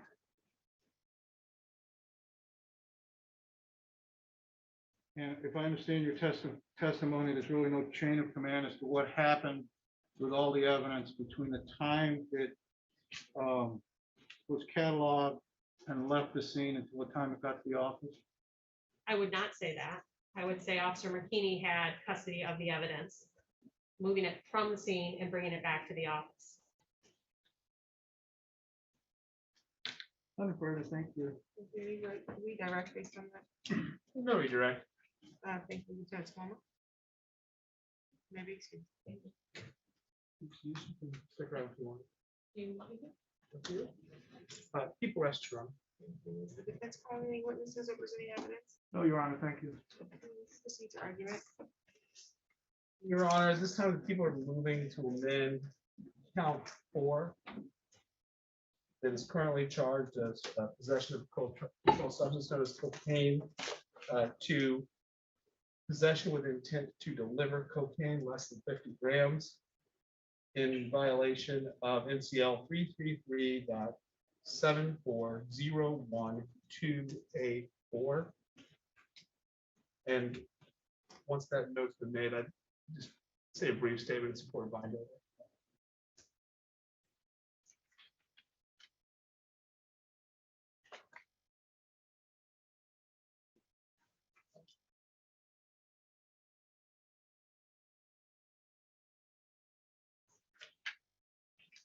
Said he wants it made, you want to do additional statements for bind over? Well, I would just make a brief statement. Proceed.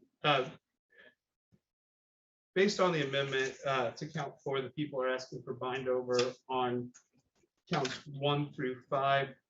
People believe that the evidence that was presented on January 27th and today more than satisfies the probable cause standard. And I'll let Mr. Rothstein. Thank you.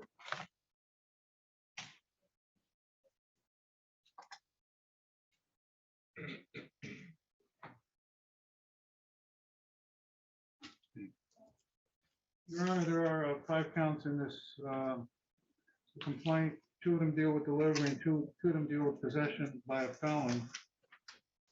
And the level of proof is probable cause.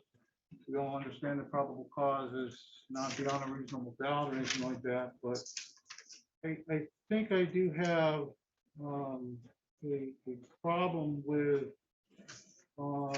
this case.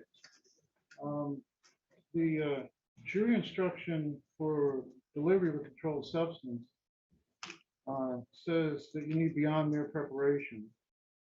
And there are really 2 elements to delivery. And delivery means that the defendant transferred or attempted to transfer the substance to another person, knowing that the substance was attempted to transfer it to that person. First, the defendant must have intended to deliver the substance to someone else. Second, the defendant must have taken some action for delivering the substance, but failed to complete the delivery. It is not enough to prove that the defendant made preparations for delivering the substance. Things like planning a crime or arranging how it was to be committed or just preparations do not qualify as an attempt. In order to qualify as an attempt, the action must go beyond mere preparation to the point where the crime would have been completed had it not been interrupted by outside circumstances. In this case, there's evidence that other people were in the house, including a co-defendant. There is, again, just being in the house is not enough. There was no evidence where Mr. Bush was in the house. There was no evidence provided that anybody saw him with any of the evidence. There was no evidence that showed he prepared or he gave any of the drugs to anyone, just that somebody came out of the house with the drugs. So as far as the, I just don't think there's been enough testimony other than, other than the testimony that nobody has, they have him in the house, but that is not enough. There's not anything more to suggest that he even had any control over the evidence, over the drugs. All the drugs were found in places that were hidden. I don't think it's enough to say because he was in the house, he hid them or he had control of any of the drugs. There is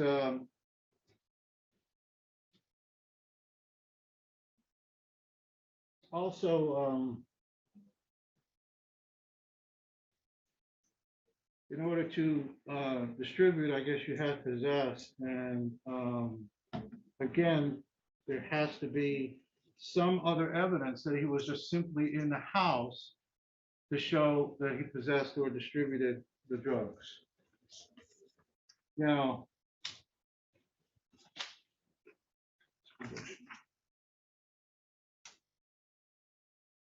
so the other thing is, the other charge is possession by a felon. And again, we go to the jury instruction, which is CJI 12.7. And it is not enough if the defendant merely knew about the gun, or it says here, the substance or thing the defendant possessed, only if he or she had the right to control it, either alone or together with someone else. And again, we're looking at, there is no evidence in the record. There's evidence in the record that shows that there was guns and drugs in the house where he was, but they were all hidden.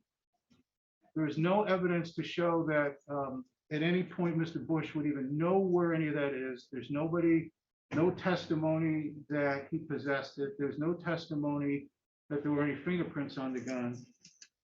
So again, I believe because of the meaning of possession and the meaning of delivery, I would say that the prosecution hasn't met its burden. Thank you. Your Honor, the case is not charged as delivery.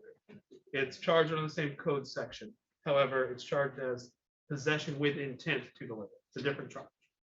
And That was what the evidence was too. There was no suggestion in the evidence that the people presented that Mr. Bush actually handed off drugs to somebody else. It was that he possessed drugs with intent to deliver them. And Lieutenant Spolman testified based on her experience, the amount of controlled substances, the presence of the drug press, the cash, the money counter, the scales, led her to believe that the possessor of those drugs intended to deliver them. Mr. Rothstein makes, an interesting argument about possession, but the key to, and the people consent, and people agree that Mr. Bush, when he was taken into custody, did not have the drugs and guns on his person.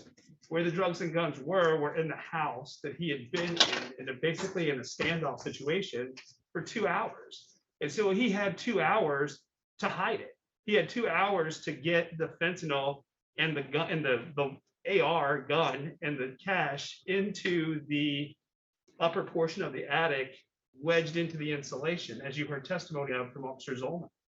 And there was another person in the house at the time, but that was a 5-year-old. And I doubt a 5-year-old can reach up into the insulation and hide those kinds of items. The people's theory here is that he did knowingly possess these items in the house. And the reason why the drugs were hidden was because he had 2 hours to hide them. And we believe that, at least by a probable cause standard, the case should be bound over. And to the extent that there's a question about his intent in possessing or whether he knowingly possessed, that's a question of fact that the jury can decide.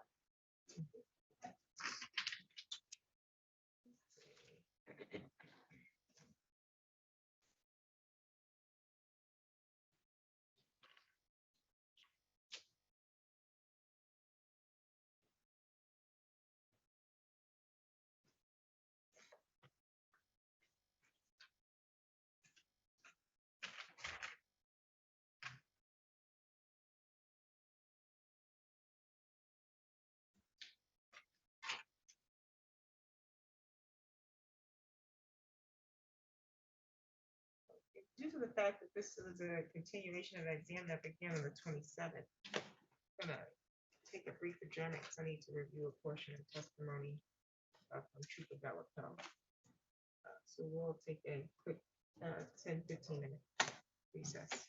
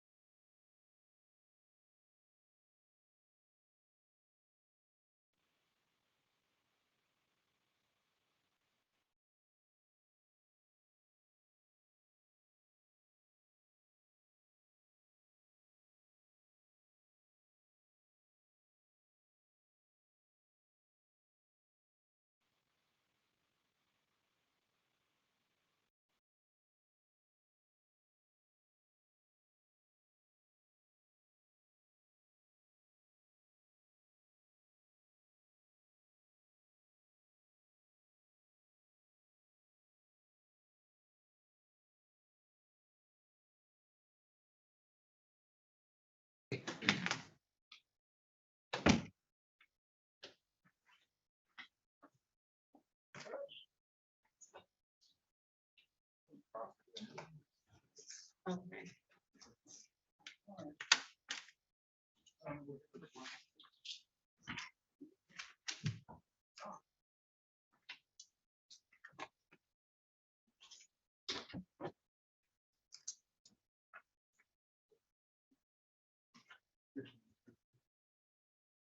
Okay, I know I said 10, 15 minutes, but it didn't take that long time when I was looking for.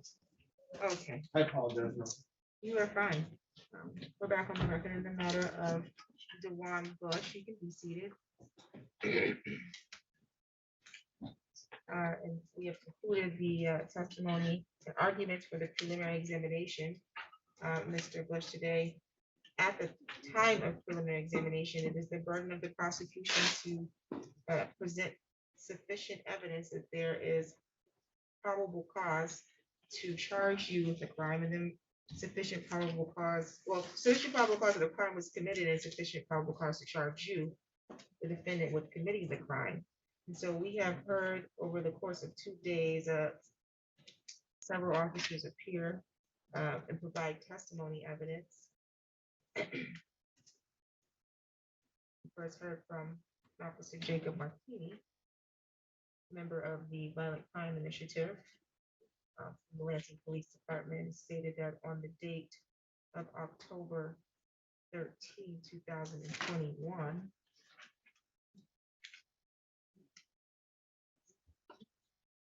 at the area of 453 Norman Street, City of Lansing, English County, State of Michigan, that he was doing surveillance on that address due to a outstanding fugitive warrant. He testified to observing lots of vehicle and pedestrian traffic going in and outside of that residence. He also testified that based on his knowledge and experience, that is indication to him of potential of possible drug transactions. He believed at some point that his cover was blown and called in for further plainclothes officers to, called in for officers to come in and assist.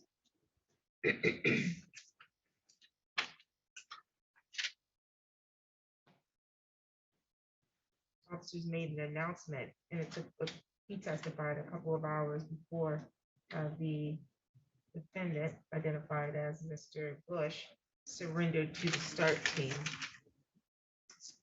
He testified that the START team cleared the house and collected evidence, that there were 2 handguns collected, a rifle was also collected, suspected cocaine, currency, suspected fentanyl, scales, and some baggies were recovered.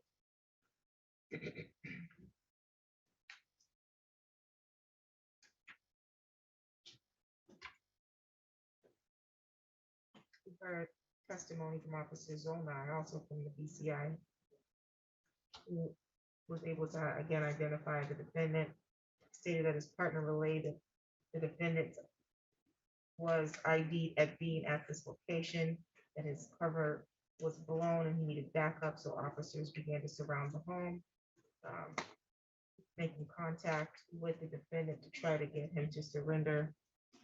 Eventually, there was a surrender. The Lansing tactical team was called in and located bags of suspected narcotics in the installation. And currency in the amount of, I believe, $7,000 US. There was also, he testified, firearms located in an open room in the basement, and the narcotics was turned over to Officer Martini for processing.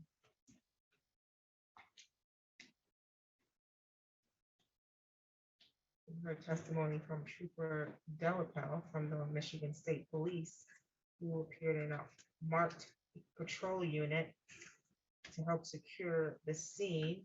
He testified that he entered the home and that he was able, or collected a firearm from the dining room in a red bag on the first floor of the residence, which was turned over to Officer Martini. I think each officer was questioned about whether or not there was any fingerprints. And no officer was able to provide any testimony as to whether or not the firearms were fingerprinted.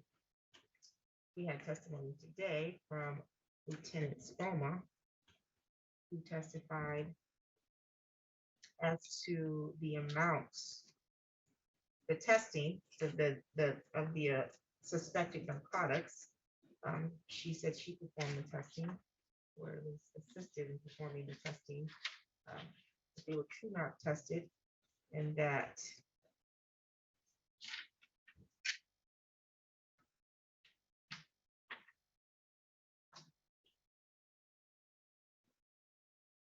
returned the amount of heroin in the amount of 21.2 grams and cocaine in the amount of 39 grams. She also testified that based on her training and experience, that these amounts were amounts consistent with delivery, that on her training and experience, that the use amount would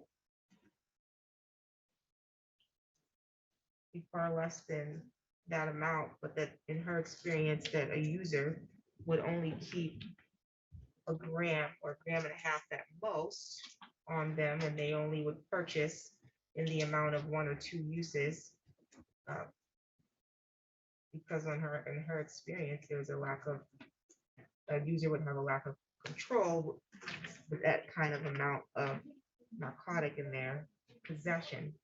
Nonetheless, she also testified that based on her training and experience, the way or the manner in which the items were packaged, the quantity, and the additional items which she identified as money counters, scales, plastic baggies, compressor, as well as firearms, would also be consistent with delivery versus usage.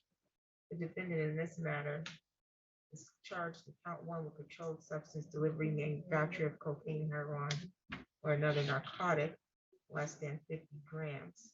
The defense is arguing that because these items were only located within the home, in most instances located hidden in different areas of the home, that would not be sufficient to charge this defendant with possession or with controlled substance delivery manufacture. There was testimony from Lieutenant Spoma of a water, water and light bill with Mr. Bush's name on it located in the property, as well as a medical bill with Ms. Leasia Armistead, also named as a co-defendant in this matter, located in the house. They were the only 2 adults in the home. Again, there was a more than 2-hour stand which the Lieutenant Spoma testified during that time frame. Concerns for officers based on their knowledge and experience is that during that time, the suspect is possibly planning an attack on the officers or hiding or discarding of potential evidence. I think that there's sufficient evidence today to establish probable cause to bind over an account 1 controlled substance delivery, manufacture cocaine, heroin, or another narcotic less than 50 grams. That matter will be bound over to the circuit court. Count 2, weapons, firearms, possession by felon, yet a stipulation on the record, as we do have a pending certified record from the circuit court, but there was a stipulation to the prior conviction for the purposes of today's exam. There was also countless testimony as to at least 2, a pistol and a rifle style firearm located at the time of the search of the property when the warrant was executed. So count 2, weapons, firearm, possession by felon will be bound over to the circuit court, as well as count 3, weapons, firearm, possession by felon will be bound over The motion to amend count 4, controlled substance, possession, cocaine, heroin, or other narcotic, to possession with intent to deliver less than 50 grams, based on the testimony heard today by Lieutenant Spoma, will be granted, and that count will also be bound over to the circuit court for further proceeding. There's a count 5 of controlled substance, maintaining a drug house. Again, based on the evidence presented to the court, in addition to the testimony by Lieutenant Spoma of the Border Water and Light bill for that address and the defendant's name, the court believes is sufficient probable cause to bind over to count 5 as well. Controlled substance, maintaining a drug house. So all counts 1 through 5 with the amended count 4 will be bound over to the circuit court for a bind over date of March 2nd, 2022. Mr. Bush, you do not need to appear in court on that date, but just the date that they're going to get the file from this court, okay? So set your next court date, which will be a pre-trial. Your attorney, Mr. Rothstein, will be provided that date to stay in communication with him, okay? Any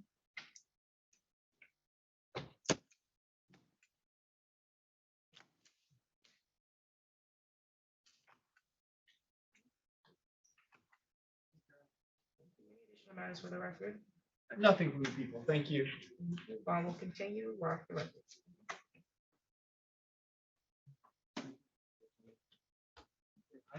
I'd like something. So I was trying to get these. That's fine. Don't mind.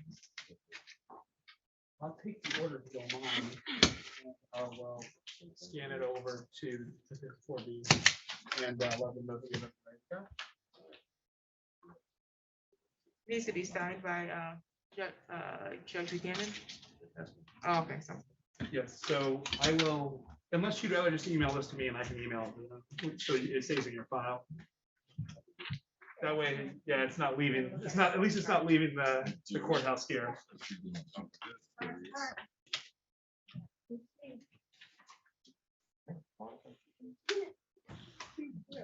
Really?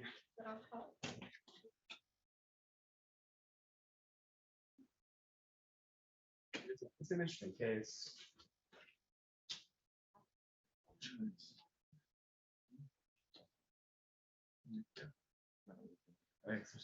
If it's Sky. Thanks. Thank you, Your Honor. thank you. Have a good one. Thank you.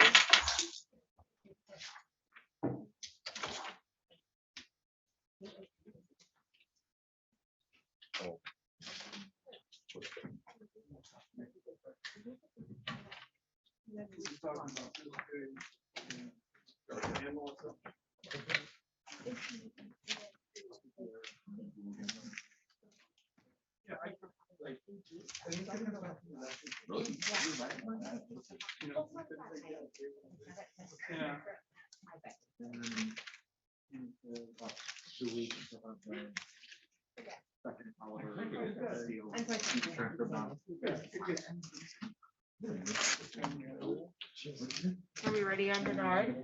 I believe so, Your Honor.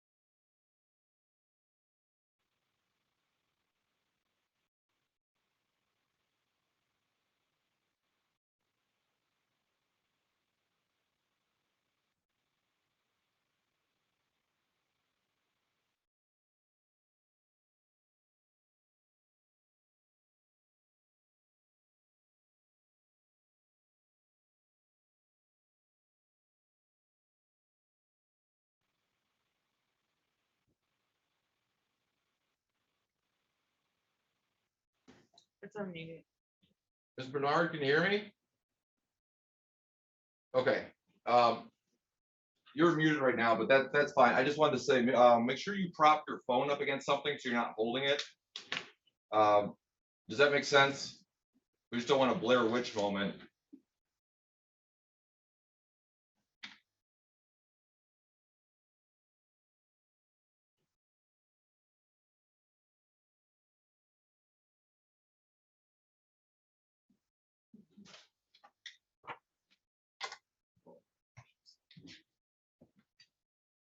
Thank you.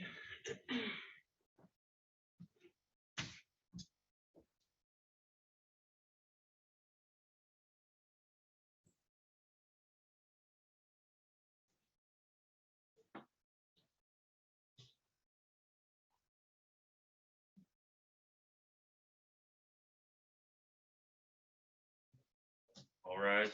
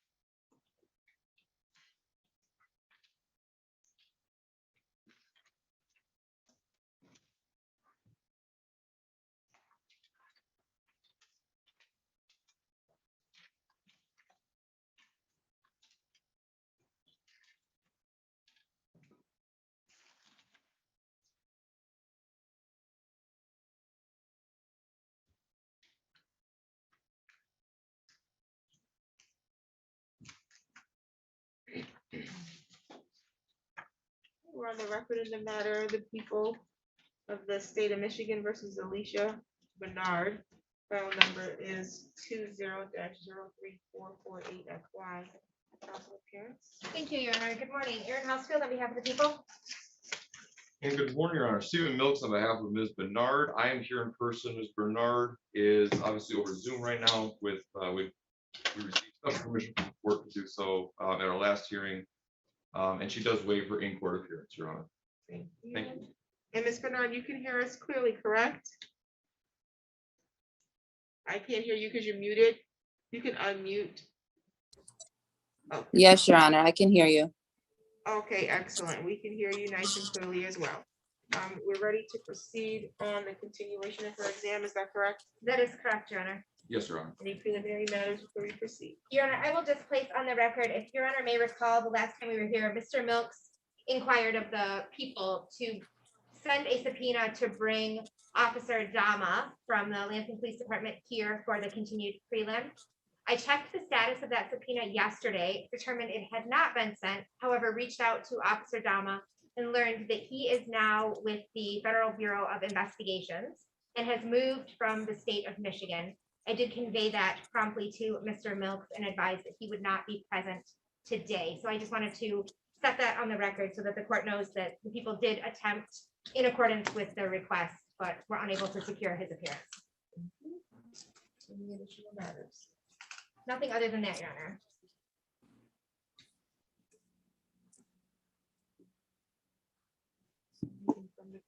From the defense? No, Your Honor, this is regarding the officer. It was brought up to my attention, I believe it was yesterday or so, when we found out that he's no longer here. Being that he is an unavailable witness at this time, Your Honor, and with appreciation that the prosecutor's office did their due diligence in this matter, Your Honor, at least for the purposes of preliminary examination. I don't think I got much of an objection at this time. If necessary, it could be something for trial, but thank you, Your Honor. Objection to his not being here, or what are your? Yes, to the inability to put forth a defense, possible issues regarding the Sixth Amendment, Your Honor, my client's rights to actually put up a defense regarding the evaluation made by this officer, which I believe to add an offer of proof would be about $250 is what the officer surmised that the damages would actually be in this matter. Clearly, the people think that it is something different, but without those proofs or that evaluation, Your Honor, obviously with him not being here, it does create a few issues. But again, I believe that would be something that we can addressed at trial, whether it be here before your honor or in circuit court. Okay, sounds good. So then are we ready to proceed with testimony of Detective Kim? Yes, Your Honor. Okay. Thank you. The people would call to the stand Detective Walt Kim.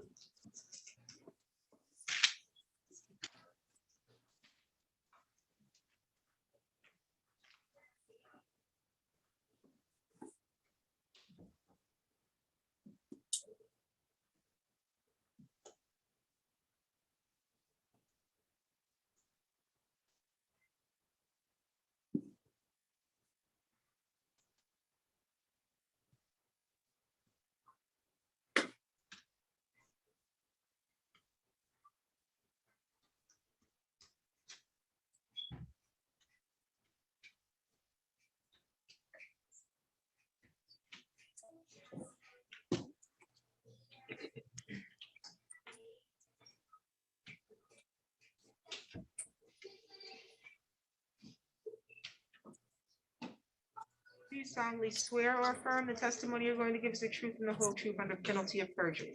I do. Thank you, officer.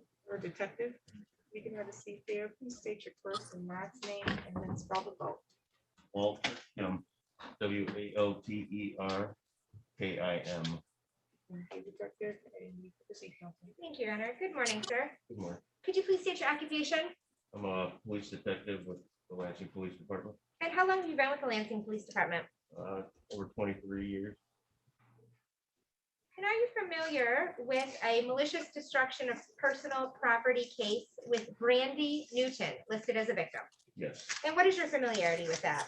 I was assigned that case from my detective sergeant.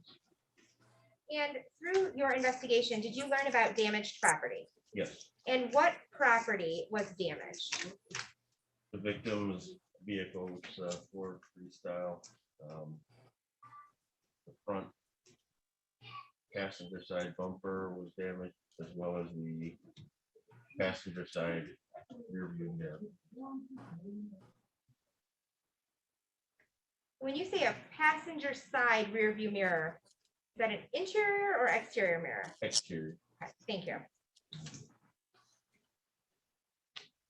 And did you have any communications with the victim? Yes, And did that communication include being in receipt of an estimate for repair of the damage? yes. How many estimates did you receive from the victim? I received two, I believe. The first one I received wasn't a complete estimate, so she sent eventually the complete estimate from the same body shop. Your Honor, may I approach the witness? Thank you, and I've shared this with defense counsel.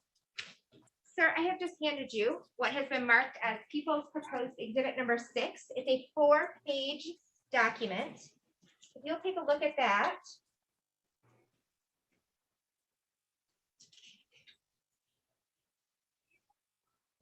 Are you familiar with that document? I am. And who provided that to you?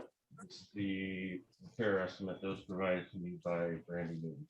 And is that the complete or incomplete? That's the complete. Your Honor, I apologize. What's the number, the evidence? 6.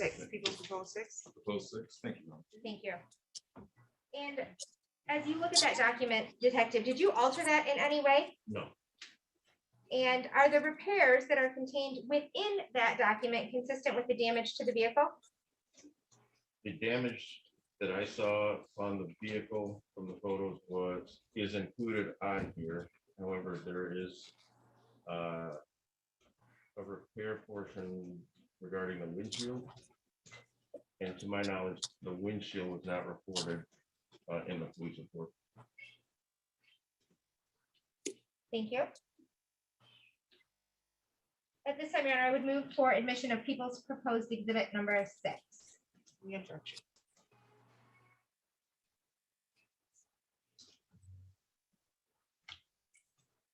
Yes, Your Honor, I am going to object to this piece of evidence coming in, but I would like to reserve the table this at this point before being introduced for my cross-examination of the detective here, just before it's introduced, or I can go through and voir dire. I would like my objection noted at this point, Your Honor. Okay.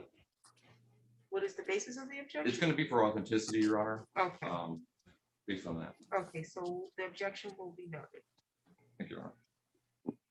And then you plan to cross-examine him on that? Is that what you're saying? Yes, Your Honor. I'm You don't sorry. care to voir dire him on that at this time? I'd like to just save it for my cross-examination, if that's okay. Okay, I'm assuming she's gonna proceed with some lines of questioning based on that. And that's completely understandable, Your Honor. Counsel, you can proceed. Thank you. So although it's not admitted, the court will allow the officer to detective to testify from it, is my understanding? Absolutely, because we've not gotten a complete objection yet. Thank you, Your Honor. Detective, taking you to page 2 of that document, is there a total damage amount listed? There is And what is that amount, please, sir? $2,226.25. Thank you. Now, understanding your testimony that this includes damage or repair to a windshield, is that specific damage itemized separate for the windshield itself? It is. Okay. And I'm going to put you on the spot, sir, and ask you to do some math. Okay. Does an estimate typically includes both a labor and a parts cost? Is that a fair statement? Yes. And does the document in front of you list both a labor and parts estimate for the windshield specifically? Yes. Okay, and so if you would please, from the document itself, indicate what is the parts amount for the windshield? $263.75. Okay. And is there a labor indicated for the windshield in hours? It appears to be 2.2 hours. And is there something on that document that would suggest a per hour rate for the labor? Yes, for body labor, it's $52 an hour. Okay, so we would, assuming that the windshield is not included as part of the MDOP that you investigated, we would be taking away $263.75 in parts and 2.2 hours at $52 per hour in labor. Is that fair? That's fair. Thank you. Your Honor, I have no further questions at this time for this witness. Cross-examination. Yes, thank you, Your Honor.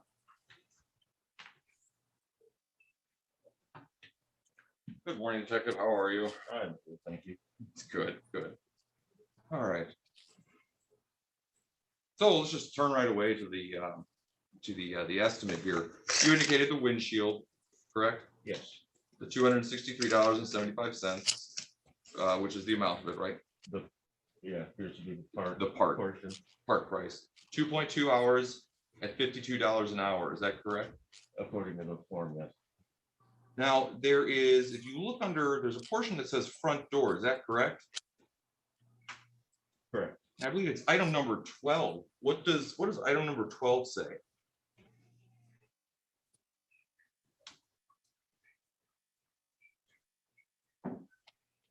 Oh, it includes tires? And that price of all 4 tires is $520. Is that correct? It appears to be. And what about that flex additive? What is that for the tires? I don't know what that is. Oh, well, okay, so then the color tint to match, is that for the flex additive that might belong to the tires?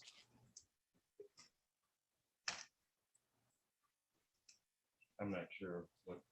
And this may be the most unfair cross-examination you've had in a while, but you're not a mechanic. Is that fair to say? That's very fair. And you just received this from the complaining witness in this matter. Is that also true? Yes.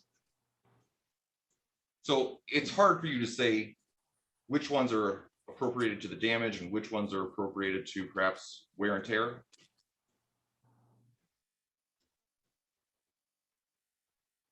I don't know which parts would show wear and tear versus damage. Fair enough, sir. Fair enough. The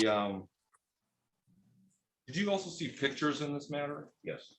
Do you remember those pictures much? Yes. Okay. So If you recall, and do we have pictures here? Or? Yeah, we have project. We have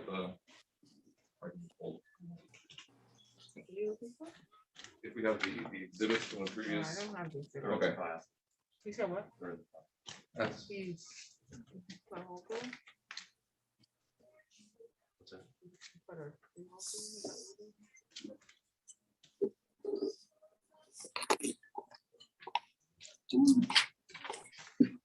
I can move on. Your Honor. No, we have to.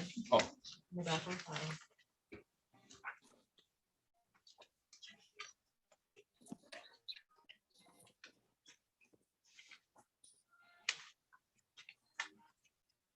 Thank you very much, Your Honor. I do appreciate it.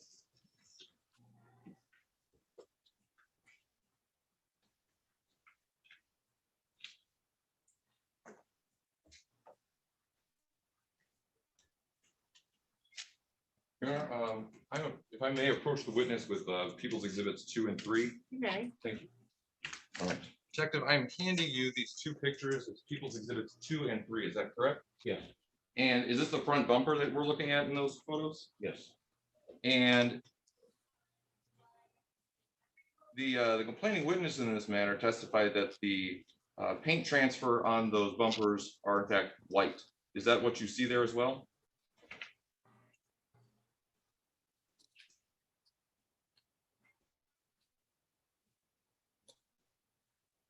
Can't tell if it's paint transfer or scratch.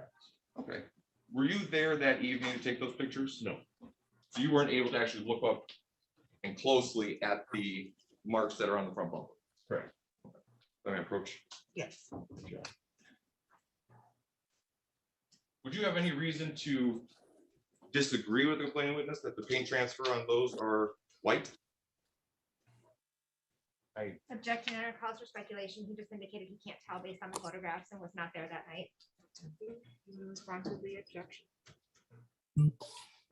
Yes, Your Honor, I am merely asking if he would disagree with that based on looking at these and looking at it here, whether he would disagree with her or dispute the fact in any way. In other words, I'm asking if he can tell anything other, or if he can enlighten us as to whether or not these, because so far the only thing in evidence right now, Your Honor, is the fact that these were white paint transfers put onto the bumper. Okay, what was your question again? My question was, is there any reason that you can dispute the victim saying that these marks were white? Okay, I believe that does cause for speculation, so I'm going to sustain that objection. Very good. Thank you, Your Honor.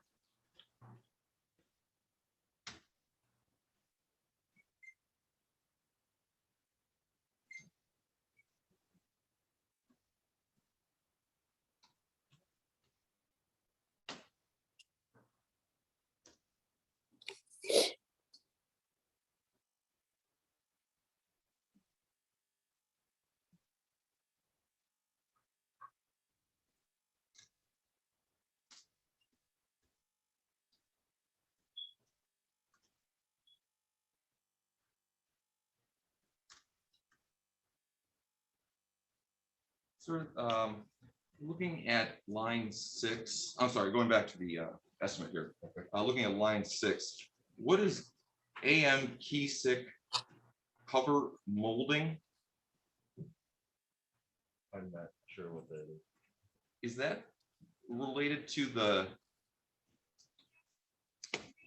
grill or to something? You don't know. Is that pretty much what you're saying? I don't know. Okay. All right. Your Honor, I have no further questions at this time. Thank you. No. And thank you, Detective. Any redirect? No, Your Honor, thank you. And Your Honor, at this time, I would just like to renew my objection regarding the estimate. It's not been authenticated at this time. This detective here has clearly just handed over the materials from the complaining witness. And we've already found on the record that there are at least the windshield for certain. There's also 4 tires for certain, which were not included in the damage.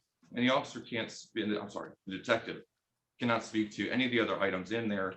The authentication of this, Your Honor, I think is in serious question at this point, to the point where the amount at least cannot be established for the purpose of preliminary examination. But I would ask that the court exclude that evidence from being admitted today for lack of authentication. Respond to the objection.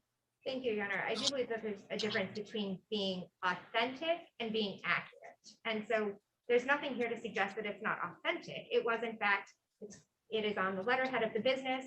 There is an identifying person who provided that estimate. This isn't a handwritten note where the court may say, I'm not convinced that this was a proper place to have an estimate done. So I think as to the authenticity, I don't believe that there's an issue. Whether it's accurate, I believe that that's a question of fact that would be for a fact finder. In fairness, Your Honor, This hearing today is to figure out if there is enough probable cause or enough accurate facts that the court can base this on. Prosecutors just said, yeah, sure, it's not accurate, Your Honor, but go ahead and look at it and make it the basis of it. We're talking about whether something is over $1,000 or not. People have not provided anything that is accurate at this point. And so I would ask that it be excluded. Failing that, Your Honor, I'm sorry, I'll leave it at that. Well, whether or not the document is what it purports to be is not the same as whether or not it's accurate. Correct, Your Honor, but if it's not what it purports to be, then it is an actual foundational issue. You said it was an objection as to authentication, and there's Correct. been nothing to dispute that this is not a estimate from the mechanic that provided it. Your dispute is that it's not accurate because it includes other things.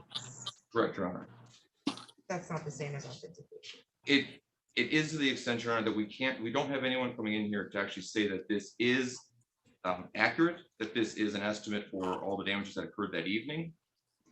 We don't have an understanding of what those items are. And at least at this point, the only evidence we have is that there are definitely 2 or 3, maybe 4 items on there which are not involved in this incident. And there's been no evidence to say that those other items actually were involved in this incident. I don't think that the detective testified exactly what was reported. And he admits that some of these things that are on here are not what was reported. So I don't think that's in dispute with the prosecution. I think your argument is that there's not, it's not clear based on that what is a billed for the repair of the alleged damage. Is that what you're asking? Or are you disputing? Because I'm gonna deny the objection for authentication. There's been nothing to ascertain whether or not this is not an actual estimate from a mechanic. That wasn't even where you asked him questions. You asked him specific questions about what things were for, and we know he wouldn't be able to answer that because he's not a mechanic. Correct. So as to authentication, I'm gonna overrule the objection. Okay. Understand, Your Honor. Then at this point, I guess I would just have to say relevancy. And the reason I can say relevancy as opposed to authentication here, Your Honor, is we don't know what those items are. There's been no evidence to show what those items are. We all have to speculate as to what exactly those items are and to whether or not they're involved in this incident or some other incident. Prosecutors already come up here and said, sure, it's not accurate, but that's okay. Go ahead and use that or whatever else you want, Your Honor. If you want, I've got a little slip of paper with some crayon writing on it that says it's an estimate too.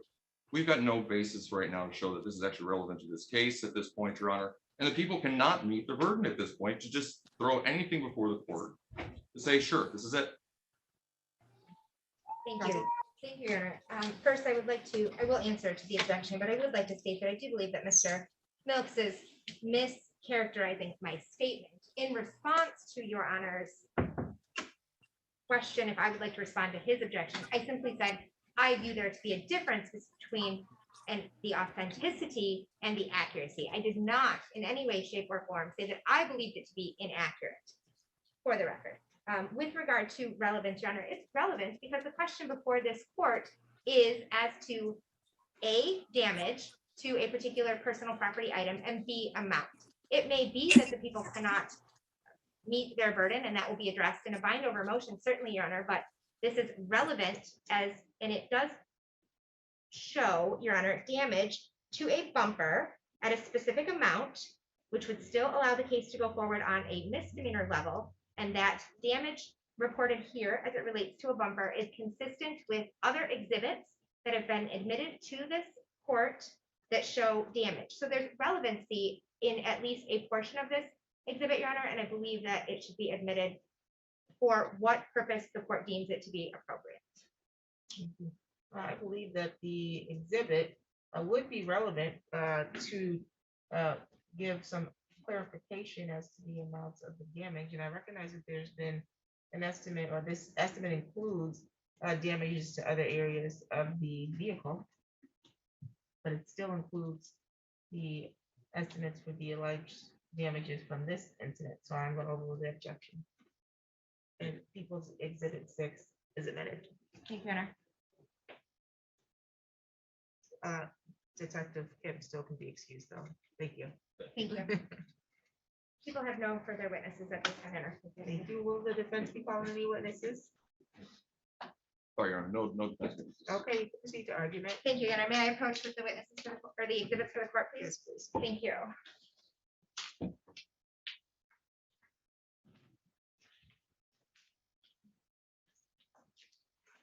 Thank you, Your Honor.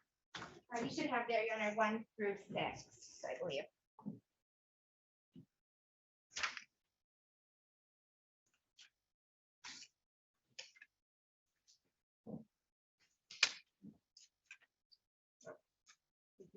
Thank you, Your Honor. At this time, Your Honor, the people would move consistent with the evidence that was presented today to add a count 2 of malicious destruction of personal property, 200 or more, but less than 1,000, pursuant to 750.377A1C1. That is a 1-year misdemeanor, Your Honor, and would also have this matter be placed on the misdemeanor docket with a moving of dismissing count 1, the felony MDOP 1,000 or more, but less than 20,000. If the court looks at Exhibit 6, 2 things that are consistent. If she's moving to make it a misdemeanor, Your Honor, I can't object to that for prelim purposes. There's nothing I can do at that point. That's what people are doing. Yes. Thank you. And the No people, further argument necessary. the people will provide an amended complaint to the court, Your Honor. Thank you. No motion to amend count 1 or to add a count 2, I should say. And I'm sorry, I think the only thing I would have to ask is that if the court finds at least that there is probable cause for this to go forward. I think obviously the amount is no longer in question. Might be a little bit off, but if they're amending on this one, Your Honor, They're thank you. amending. I don't I'm need to just find gonna any say- probable cause. Thank you, Your Honor. Thank you.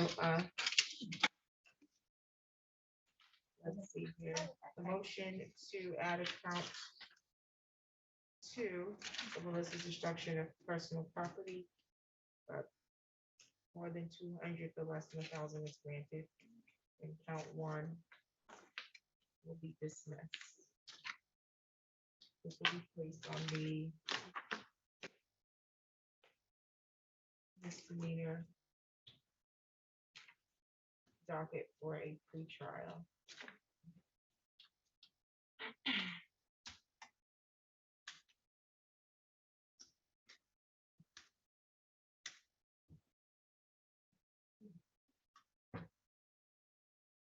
I can just clarify for the record too, Your Honor. Yes. I'm also not objecting to this, Your Honor. There's no, I think, unfair surprise here for the defense in this matter because we obviously know what the allegations are. We have a clear understanding of what the discovery is here as well. So I'm not objecting because I believe it would be a frivolous objection at this point to actually say that it's an undue or unfair surprise here for the prosecutor to amend it in this sense. So just to clarify the record. Thank you.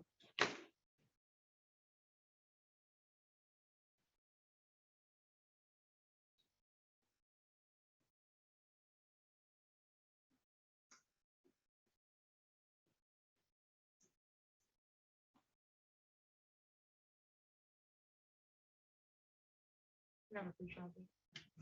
March 1st at 9:30. March 1st at 9:30 work for you? Or will someone else from your office be handling it at this point? Right now, we'll assume that I will be, Your Honor. It's been a while since I've had a jury trial, so I may be a little rusty and it's for. Well, this is just for pre-trial. That's very wrong. Thank you. Right. Pre-trial via Zoom. I missed it. 9:30. 319. Okay. And Ms. Bernard, did you hear that for your pre-trial date? No, I didn't. I'm sorry. Like my volume is not really good on my phone. Okay, so just to make sure you're all caught up on what just happened here, because it was a bit of a whirlwind, is that the prosecution is moving to or move to add a count 2 of malicious destruction of property, 2,000 but less than 1,000, which is a misdemeanor, and they're going to dismiss the felony. And so this is now being converted to the misdemeanor docket. You will now have a pretrial on March 1st at 9:30. That will be via Zoom, okay? Okay, And you'll log in the same way that you logged in today. okay, thank you, Your Honor. No problem. Do you have any questions at this time? No, Your Honor. Any additional matters for the record? Counsel? Nothing for the people, Your Honor. Thank you. Nothing further defense, Your Honor. Thank you very much. Thank you. You're all set, Ms. Bernard. Thank you. Have a good day. Same to you.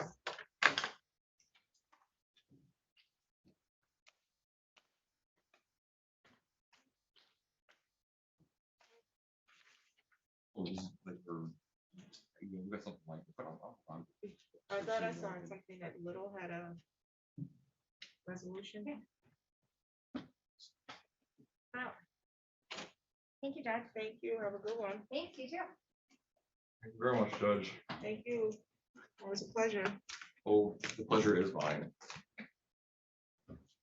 Nice to be back out here again. Your old stomping grounds. My old. I just wasn't here.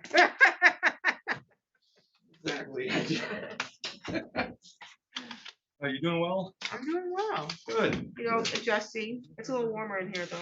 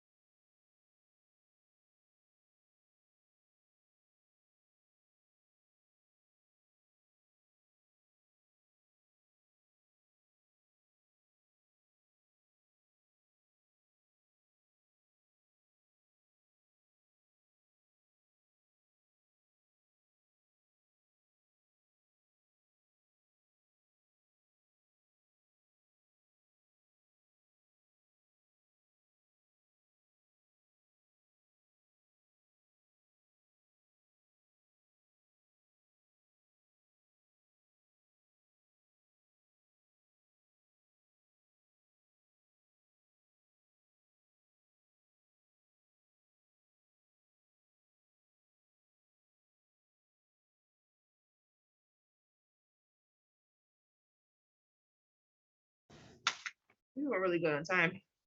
Yeah. 17-year-old girl. Today? Yes, last night. What in the world?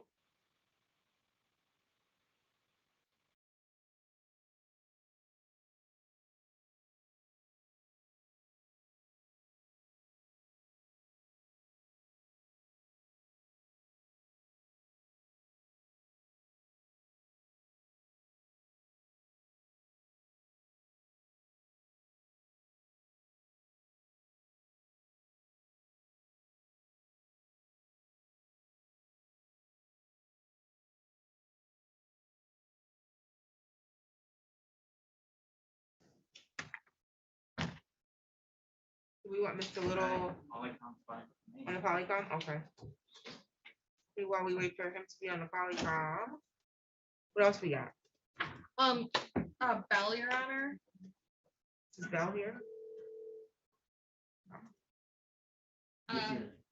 He is.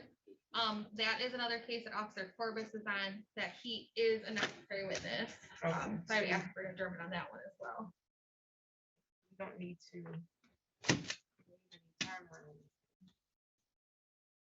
He was arraigned in October.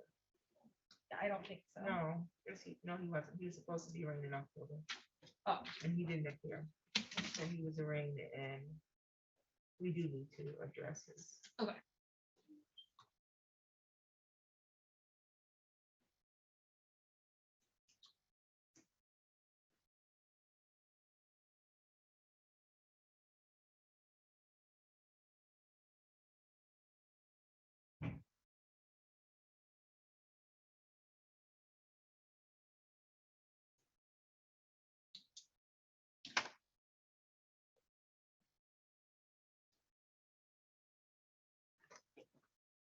Mr. Bell out there? Yes, yes. Oh, you can have him come in. I'll address this one. Okay.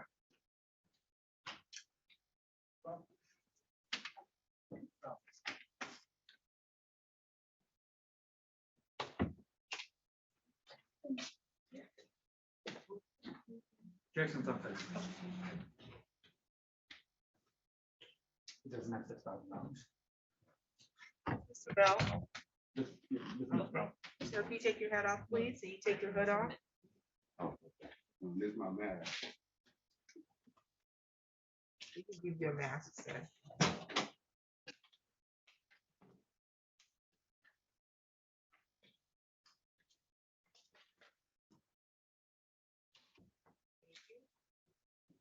On the record in the matter, the people of the state of Michigan versus Jamari Joseph Bell, file number is 21-02208 FY. Council appearance. Morning, Your Honor. Andrea Lacy appearing on behalf of the people. And Assistant Public Defender Skepnick on behalf of Mr. Bell. Thank you. And today was the date, Mr. Bell, scheduled for your preliminary examination. My understanding, however, is that a necessary officer due to inclement weather is stuck in the house. Is that accurate? Yes, Your Honor, that's correct. So the prosecution is requesting an adjournment. And so first is there an objection? Yes, we are ready to proceed today, so we would object. So you have the right to have your preliminary examination within 21 days of your arraignment. Your arraignment was on, I believe it's written as the 2nd of February. So in order to grant that adjournment, the court would have to find good cause to go beyond the 21-day time limit. They being stuck in the house due to conditions outside of your control, that being an ice storm, is sufficient for the court to find good cause. I will grant the adjournment and reset this matter for a new date. March 11th. You set for March 11th at what time? 9:30. At 9:30, we'll get you a copy of your notice to appear. Okay, sir? Okay, sir? Okay, do you have any questions? Any additional matters for the record? Nothing further from the people, Your Honor. Nothing further from defense, Your Honor. You're all set, sir. Have a seat there. We'll get you a copy of your next court date. 9:30, correct? 9:30 on March 11th. I have to put that in my schedule. Okay.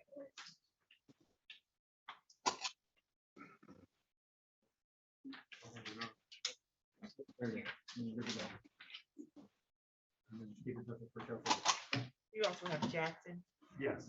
Okay, are we running Jackson? No, Jackson's gonna be a waiver. He's downstairs in custody. Oh, someone is here now. Who is this? Mr. Little, can you hear me? Yeah, yep, can you hear me? I can hear you, thank you. We're on the record in the matter of the people of the state of Michigan versus James Little. File number is 22-0269 FY. Council appearance. Morning, Your Honor. Andrea Lacy appearing on behalf of the people. Good morning, Your Honor. Jared Austin appearing on behalf of Mr. Little. He appears with us today remotely via Zoom. Thank you.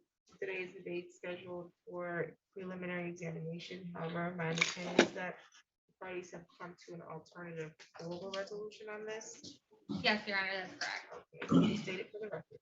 Your Honor, the terms of the actual global resolution are not known to me at this time. The prosecutor who is handling his case in the 55th District Court is the one who's going to be making that offer. She is working on the paperwork to have this case transferred to the 55th District Court at this time. So it will be resolved. I just don't know the specifics. Okay, so this case is expected to be transferred to 55th? Correct.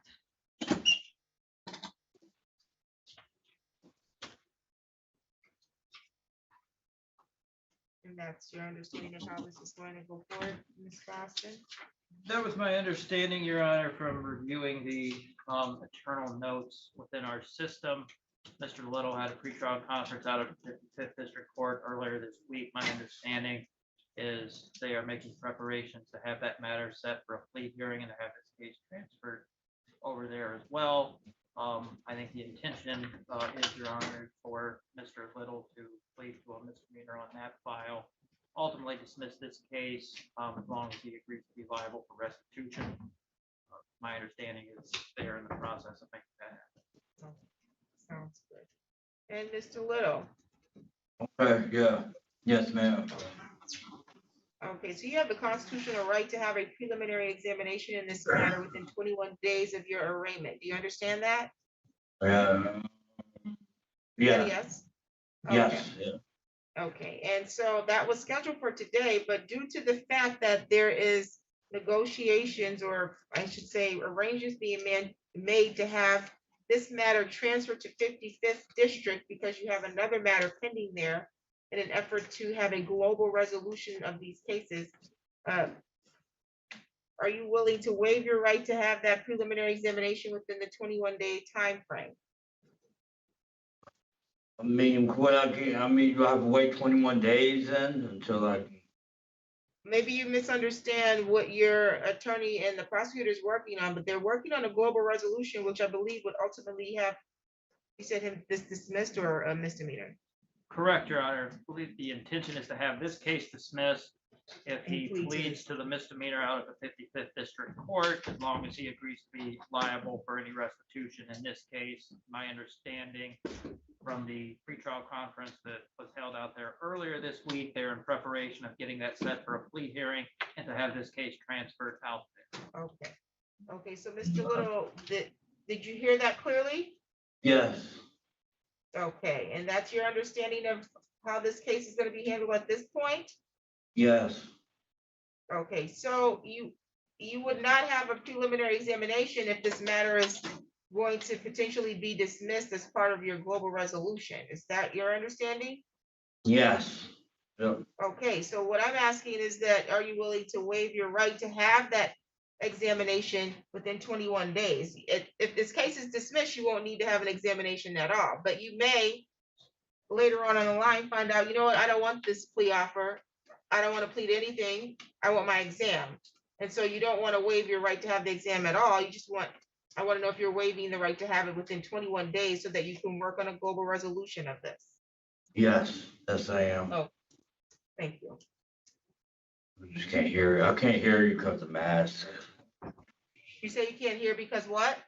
Yes, I do. At first I didn't understand, but I couldn't. Okay, sounds good. Because of the mask, people wearing masks, and TV. Okay, and I understand.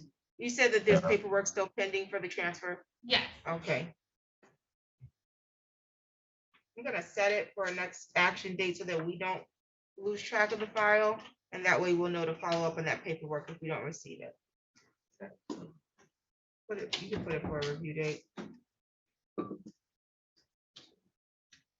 Yes, please.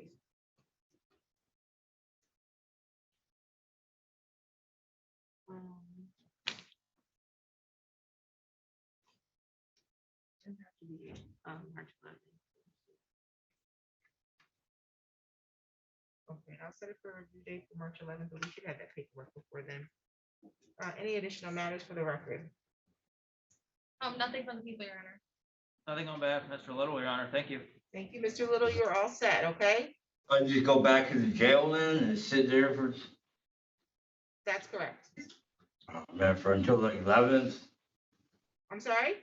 until I come back to court, or? Until this matter is resolved. You have a 5,000 10% bond on this. All right.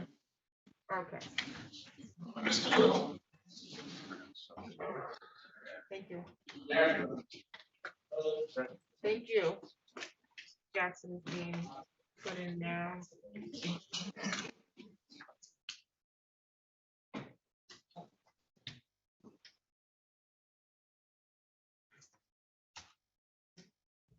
What about Smith? Are we running an exam? Mr. Evans said there's running exams on all three of this Armstrong's, Duncan, and Smith. Duncan and Smith And and Armstrong. And Your Honor, if it's at all possible, I'd ask to run Armstrong first so that my witness can go home after the exam and rest of work as expert. You have one witness on that? I have multiple witnesses. We're gonna wait till Two. I stopped having lunch today. Abbott's been torturing my staff for the last 3 weeks. Check, Your Honor. Haven't actually tortured anyone. Has not had lunch for the last 3 weeks. Come on. You order a pizza? Your They have Honor? rights too. Yeah, yes. Two of them.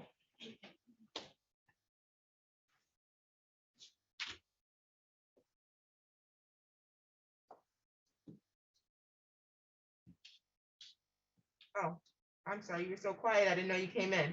Okay, is that Mr. Jackson? Yes, ma'am. Okay. For the record, in the matter of the people of the state of Michigan versus Alexander Jackson, the file number is 22-00339. Council appearance. Good morning, Your Honor. Andrea Lacy, appearing on behalf of the people. And Assistant Public Defender Scott Nickel on behalf of Mr. Jackson. Thank you. Today was the date that was scheduled for preliminary examination. My understanding is that there's an unconditional waiver. Is that correct? Yes, Your Honor, at this time, the people and the defendant both intend to enter an unconditional waiver to the preliminary examination and ask for the case be brought over to circuit court as charged. Is there an offer? Not at this time, Your Honor. Okay, Mr. Nickel. That is correct. That is what Mr. Jackson intends to do, and my understanding is that negotiations continue in circuit court with the hopes of a global resolution with the other file that Mr. Jackson already has up in circuit court. Oh, sounds good. Mr. Jackson, is that what your plan is? To waive your exam today? Yes, ma'am. Okay, you understand that you have a constitutional right to that examination? Yes, ma'am. You understand that at the time of that examination, you have the right to have the prosecution establish that there's sufficient probable cause that a crime was committed and probable cause to charge you with the crime, correct? Yes, ma'am. Okay, you understand that this waiver is an unconditional waiver, meaning you can't come back later and say you want to have your exam. Yes, ma'am. Is anybody threatening you to get you to waive your exam today? No, ma'am. Has anybody promised you anything to get you to waive your exam? No, no. Okay, I find your waiver to be made freely and voluntarily. This matter will be bound over to the circuit court. Bind over date's gonna be March 2nd, 2022. You do not need to appear in court on that day, however, because that's just the date they're getting the file from this court, okay? Yes, ma'am. The next court date, which will be a pre-trial in circuit court, will be provided to your counsel, okay? Yes, ma'am.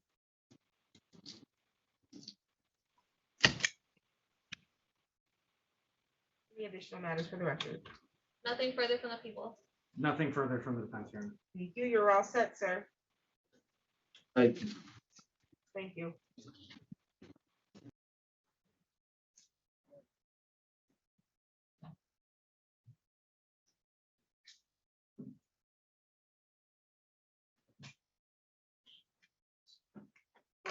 You have how many witnesses on Armstrong? Two. That's the one you want to run first? Yeah. Okay, we can do that one before we go on.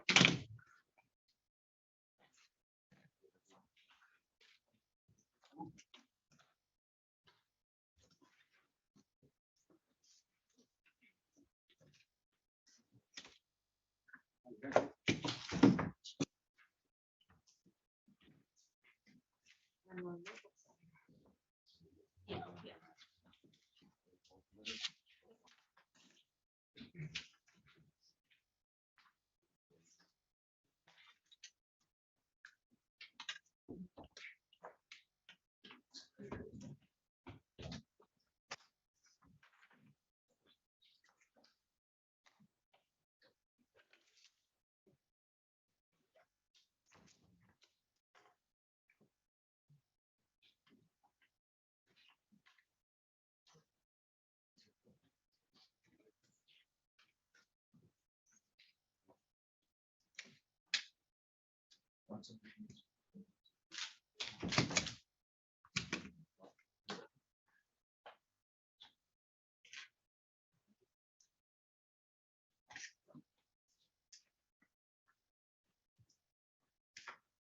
We're on the record in the matter, the people of the state of Michigan versus Mika Nicole Armstrong. The file number is 21-03-254FY.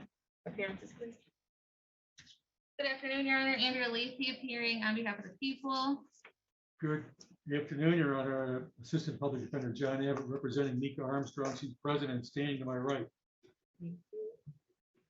This is the date set for preliminary examination. I understand that we're ready to proceed.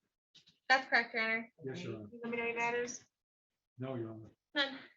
You can have a seat, ma'am, and you can call your first witness. Your Honor, for the first witness, people call to the stand, Monique Trevino. Your Honor, I request a sequestration of witnesses. Okay, and how many witnesses are there? There's two.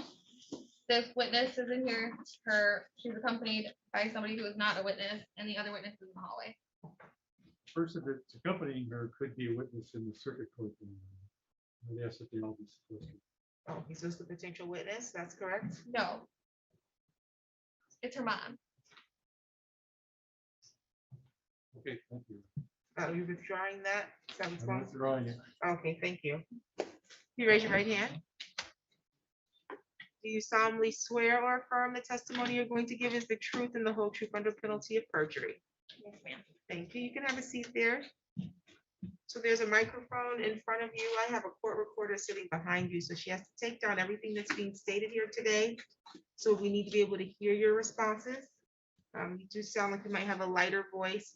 So if you could try to speak up, even if it feels like you're yelling, that's fine, because you're also wearing a mask, okay? Okay. And if there's a question, you need to give a verbal response. You can't do head nods and shakes because we can't write that down. You also can't do and because we don't know if that's a yes or a no. So if you do that, you'll hear us ask, is that a yes or no, okay? Okay. If there's an objection, you would stop any response. I'll make a ruling on that objection, and then I'll tell you if you can answer the question or not, okay? Okay. Can you please state your first and last name and spell them both for me? Monique Trevino, MONIQUETREVINO. Thank you, counsel. You can proceed. Ms. Trevino, I'm going to take you back to November 4th of 2021. Do you remember that date? Yes. Okay, and on that date, were you present at 2319 East Jolly, apartment 6 in the city of Lansing, county of Ingham? Yes. And did something happen at that address that brings you to court today? Yes. Okay, and what happened? Me and my son's father had an altercation. Okay, let me stop you real quick. Your son's father's name? Dwan Armstrong. And can you spell Davion first name for the record, please? DAVIOUN. Okay. And you said you had an altercation with him? Yes. And where did that take place? We started arguing in the house and we ended up leaving and being in the car. Okay. And where were you going in the car? We were going to his mom's house and Objection, Your Honor. Relevance. You want to respond? Oh, Your Honor, I was just asking if she was going somewhere. I just wonder what the relevance of her conversation with Davion Armstrong might be to the elements of the crime alleged against my defendant. Okay. Do you want to respond to that? Well, Your Honor, I wasn't asking about any specific conversation they had. I asked where they were going. Okay, well, I think the objection probably is as to the testimony that was elicited. I mean, that she responded to. I don't think that was the nature of her question, but you want that portion of the testimony stricken? Is that what's going on? Or? No, Your Honor, I just wonder what that has to do with the allegations against my client, that she was having a conversation with the father of her child. I couldn't tell you what So it has, seem to be so she relevant. can't explain, so I'm gonna sustain the objection. You can continue. Thank you. What happened after you left that location? Did you return to that location? Yes, we did. Okay. We were in the car arguing and I had called him a couple of names instead of calling his mom. Mr. Abbott. Again, Your Honor, she's having an argument with her boyfriend. I don't see her on. Okay. Well, that wasn't the question that was asked. That's just she's explaining what happened during that day. I'm gonna give her some leeway. Because I think that that's how foundation needs to be laid to figure out what was going on. Thank you. Thank you. I'm overruling the objection. You can continue. Thank you. You indicated somebody called Davion's mom. Yes, he called his mom. Okay. And what's his mom's name? Mika Armstrong? And is she present today in the courtroom? Yes. Can you please point to her and describe an article that she's wearing for the court? She has a blue jacket on. Okay, Your Honor, please let the record reflect the witness has identified the defendant. Any objection as to identification? No. So noted. Thank you. Okay, and after Davion called his mom, what happened next? He was telling her. Objection, Your Honor. Bring his sister. Wait, stop. Objection, Your Honor. Objection. You're saying. Without telling me what was that, can you tell me what happened next? Objection is sustained. Sorry, thank you. We were pulling on a street by my house. And Okay. we were turning around back to go, well, sorry, to go back to my house. Okay.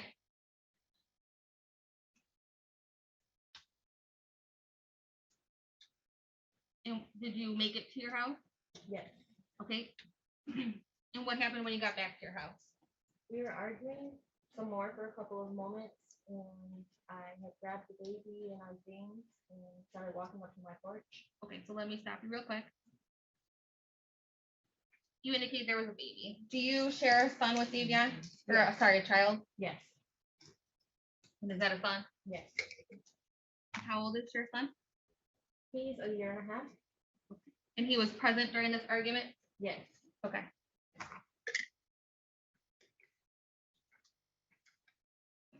So you took him and your things out of that vehicle, is that correct? Yes. Okay, and what happened next? A couple of moments later, he started yelling out the window, and I could see his mom's car pulling into the driveway. Well, let me stop you real quick. When you say he, are you still indicating Davion? Yes. Okay, and you saw a car that you recognized to belong to his mom? Yes. Okay, do you know what kind of vehicle that was? I'm not so sure, but I know it was her car. Okay, you've seen it before? Yes. Okay. And where was that vehicle? It was pulling into the parking lot in front of my house. Okay, and does Davion's mom live in the same area as you? She lives in Lansing, but not the same area.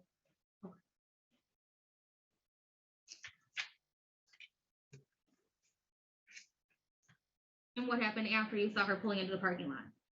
I seen her and his little sister get out of her car, and the sister started spraying mace. Okay, let me stop you real quick. You said his little sister. Do you know her name? Her name's Cheyenne Armstrong.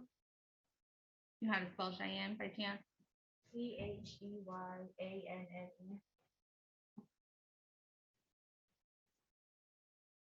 Okay, so the two of them get out of the vehicle. What happens next? She started spraying mace into the air and yelling. And where was she at the time that she was doing this? She was walking up to my front door. Okay, can we clarify who was the she that's spraying mace? Cheyenne. Thank you. You said she was approaching your front door? Yes. Where were you at this time? I was trying to unlock my door to get me and my son inside of my house. Were you able to get yourself and your son inside the house? Yes, but they came so quickly up the porch that I left my key in the door.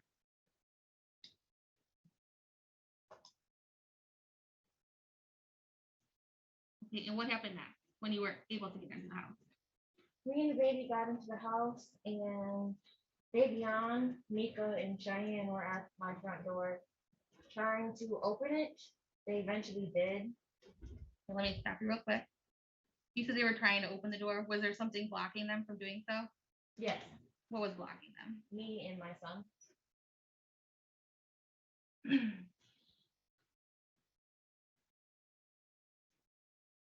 So can you be just a little bit more clear? When you say you're blocking, you're trying to block them from entering, how are you doing that? So my door has a hatch on top of it. I tried to hatch that, but when they kicked the door, the hatch flung back open. Okay, so I'm not familiar with hatch. Is that like an extra lock? Yes. Okay. So you said you were trying to close that, is that correct? Yes. And you indicated someone kicked the door. Do you know who kicked the door? I'm not for sure, but I know they were all forcing their way into my house. Okay.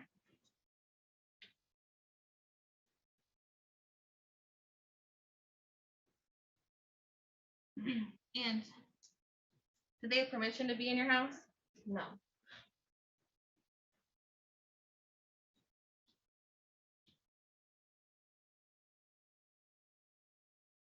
And does Davion live in your house? No.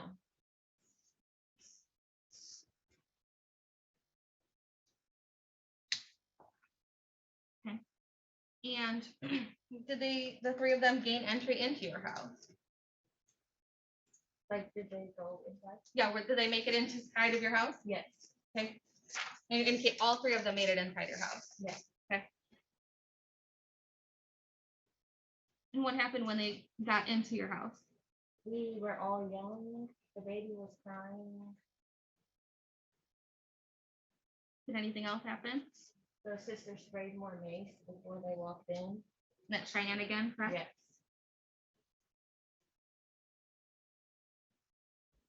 Where did she spray that mace? She sprayed it on the screen door in my front door as they were coming inside. And then what happened after that happened? When they came inside, we were all yelling back and forth. I wouldn't put my son down.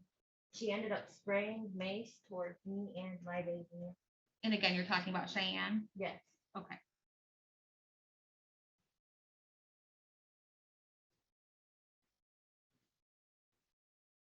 And did that mace take effect on you or your son? I didn't see effect on him right away, but after a minute, I noticed like it was burning his face. Okay. It also burned my eyes, and I couldn't see anything.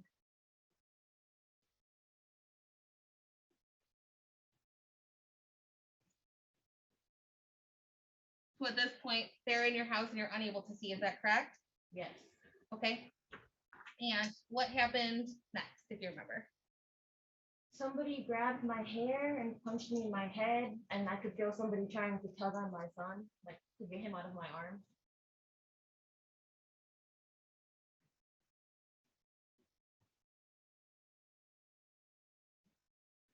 And what happened after that? Me and the baby were screaming, crying, and Mika eventually noticed that her daughter was spraying mace, and she was yelling at Davion and Cheyenne to get out and basically to leave. Okay. And while they were in your house, did anyone hit you? Yes. Do you know who? I couldn't see. Can you tell me where you were hit? In my head. Do you remember where specifically? It was like the left top side. Okay. And do you know who maybe was on that side of you at the time? No. Okay.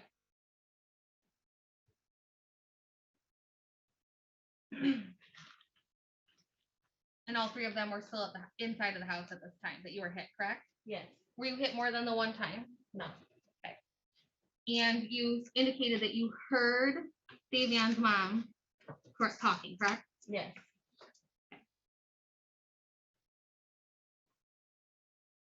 And you indicated that she was telling them to stop and to leave? Yes.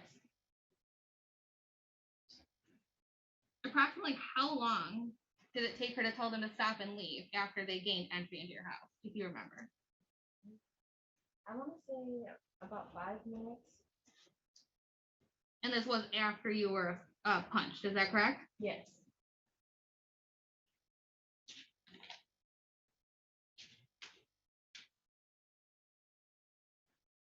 And when you indicated the three of them were trying to get in the house, she was one of those three people who was trying to get into your house, correct? Yes.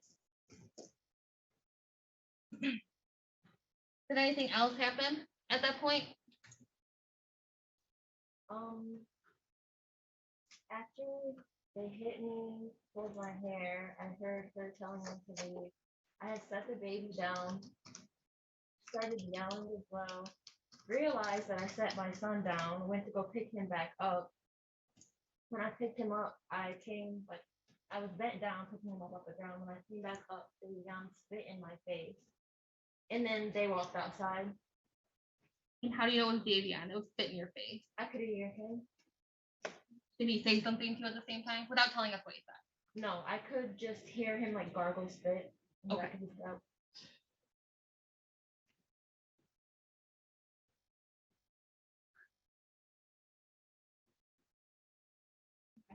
And then what happened after that?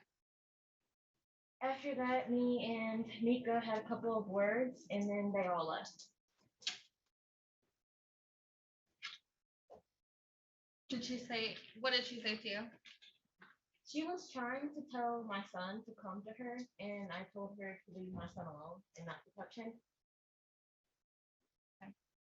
And then you indicated, was she the last person to leave? Yes.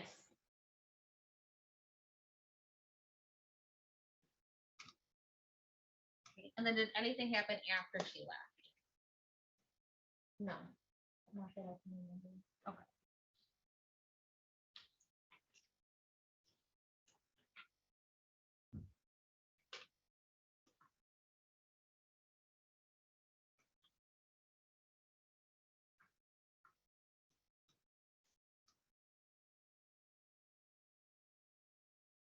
And you did indicate your son was present during this entire altercation, is that correct?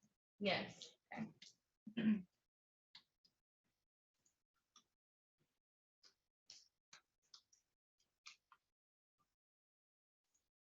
And did you sustain any injuries from either being maced or being punched? Not life-threatening, no. Did you sustain any injuries though? I had the chemical burn on my face.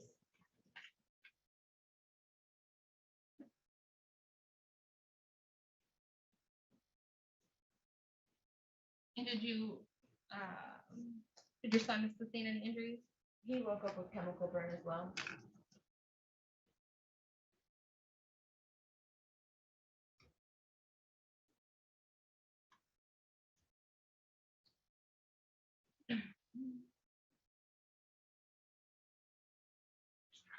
And I have no further questions for this witness.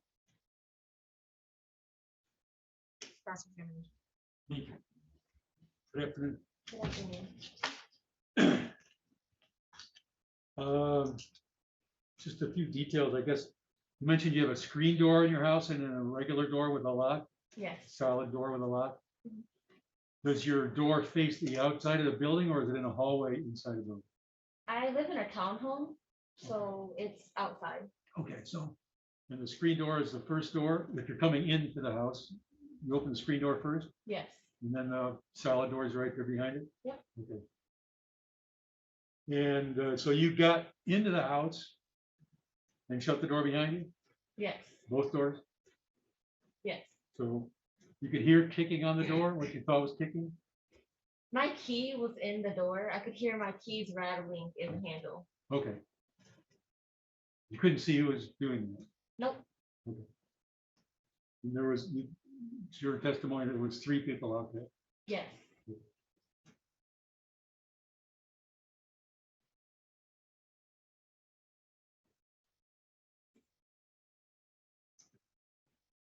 And Mika occasionally cares for your child when you're at work or have to be somewhere else? She used to in the summertime.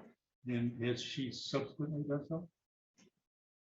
I needed her one time. She watched him for a couple of hours. And you and her seem to be on speaking terms or at least on friendly texting terms? I wouldn't say friendly texting. It's more when I need a babysitter. Okay. But you have no fear that your child is in any risk of harm with Mika? I do. Her daughter lives with her. No, but not from Mika herself. I mean, I do, but I don't. Like, to a Yeah, certain I'm gonna extent. object at this point. Okay, I'll withdraw that question. Thank you.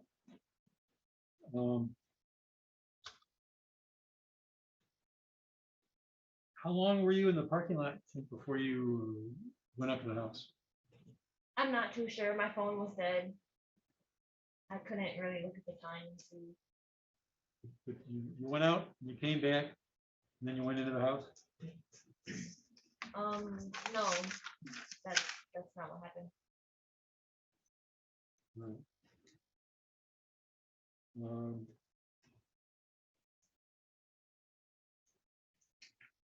Then I have nothing further for this witness. Thank you. Nothing at this time, Your Honor. I guess I have some questions. The testimony, I believe I heard, is that when they got in the house, someone grabbed her and someone punched her. And did you see who punched you and who grabbed you? No, ma'am.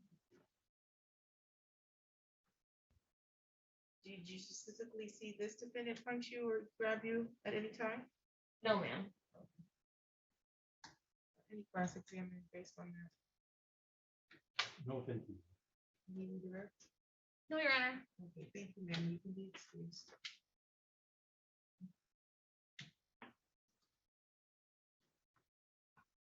You can call your next witness. Your Honor, for the next witness, the people called to the stand, Sarah Kinney.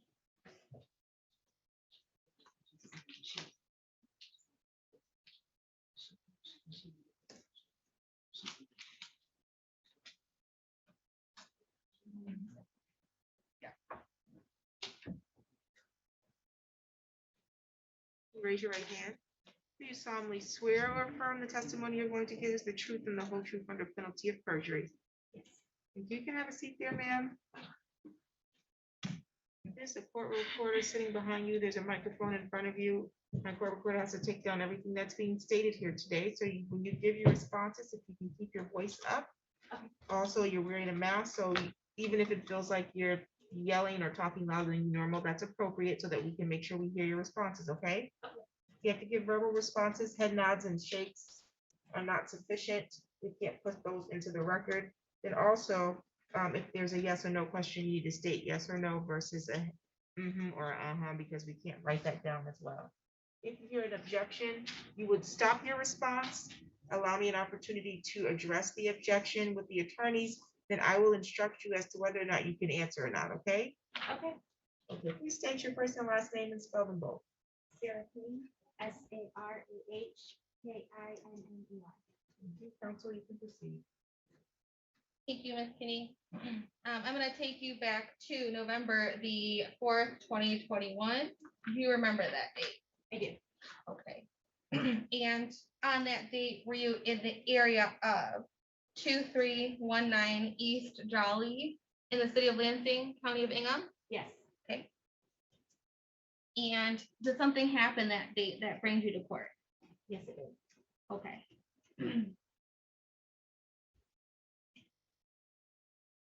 Now, did this happen to you or did you observe it happening to someone else? I observed it. Somebody else. Thank you.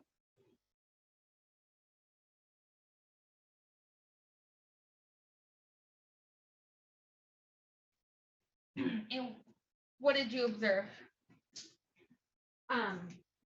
There was a disturbance and 3 girls showed up in a car and pushed their way through the girl's door.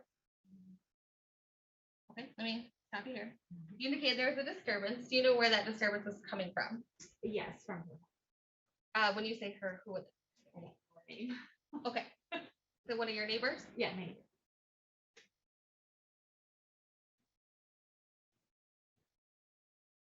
Oh, Your Honor. Just one second.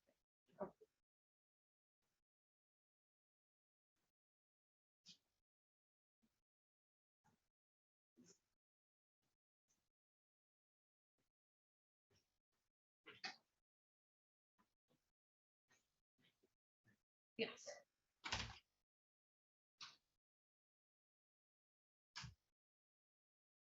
Okay.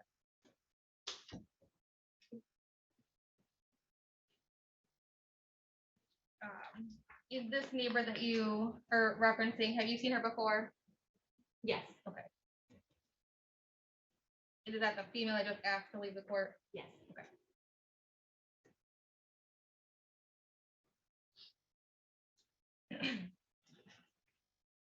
And you indicated that 3 female showed up?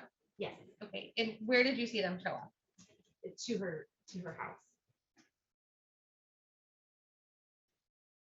Can you tell me where you were at the time that you observed this? Standing on my porch. And where is the girl's house in relation to your house?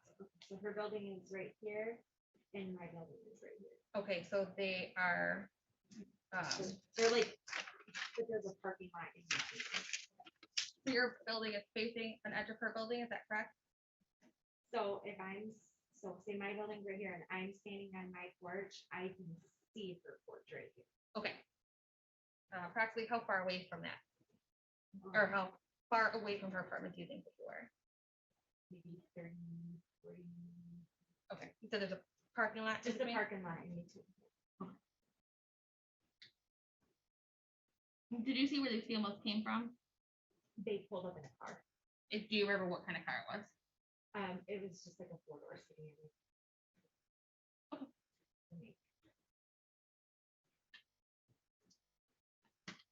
Does something about this stick out to you? Or we just happen to be outside? No, I was outside because there was a lot of screaming. Okay, and the screaming that was going on, was that before or after the female showed up? Before.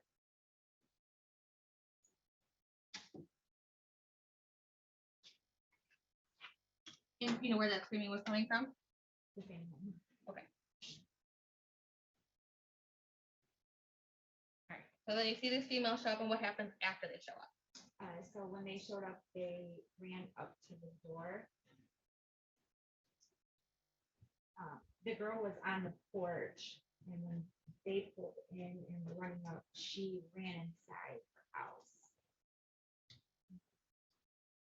They were pushing at the door eventually.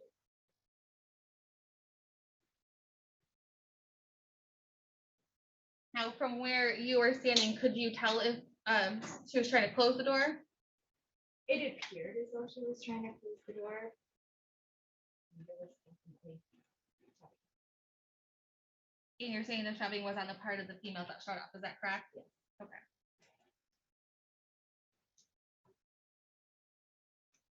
And could you recognize any of those females in court? No, I only seen them. And what happened as they were pushing at the door? They eventually got through. You're saying that they entered into the They home? entered in. What happened after you saw them enter in the home? A lot of screaming.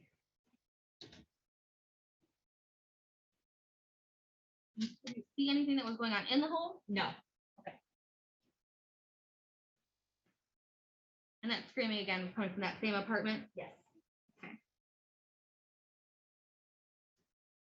And then what do you remember next? So they were in there maybe a few minutes at most. It happened so fast, but it didn't seem like an excessive amount of time. Okay. After that, they went outside. More screaming exchanged. The other car that was there as well, they both left. And right after they left the police. And did you recognize the other car that you indicated? Yes, that car had been there. I believe it's her boyfriend. I don't know where, so. But you've seen it before? I've seen it before. Okay.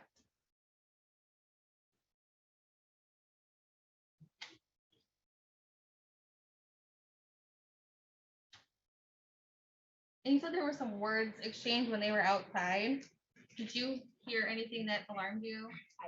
I couldn't really make out what was being said. It was a lot of screaming. Okay. And what did you do next? When the police officer got there, I spoke with him. Okay.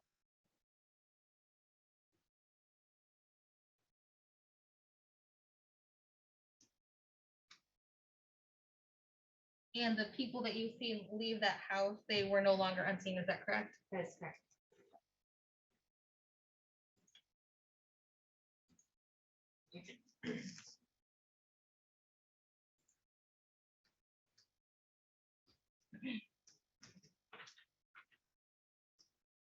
I have no further questions, Your Honor. Thank you.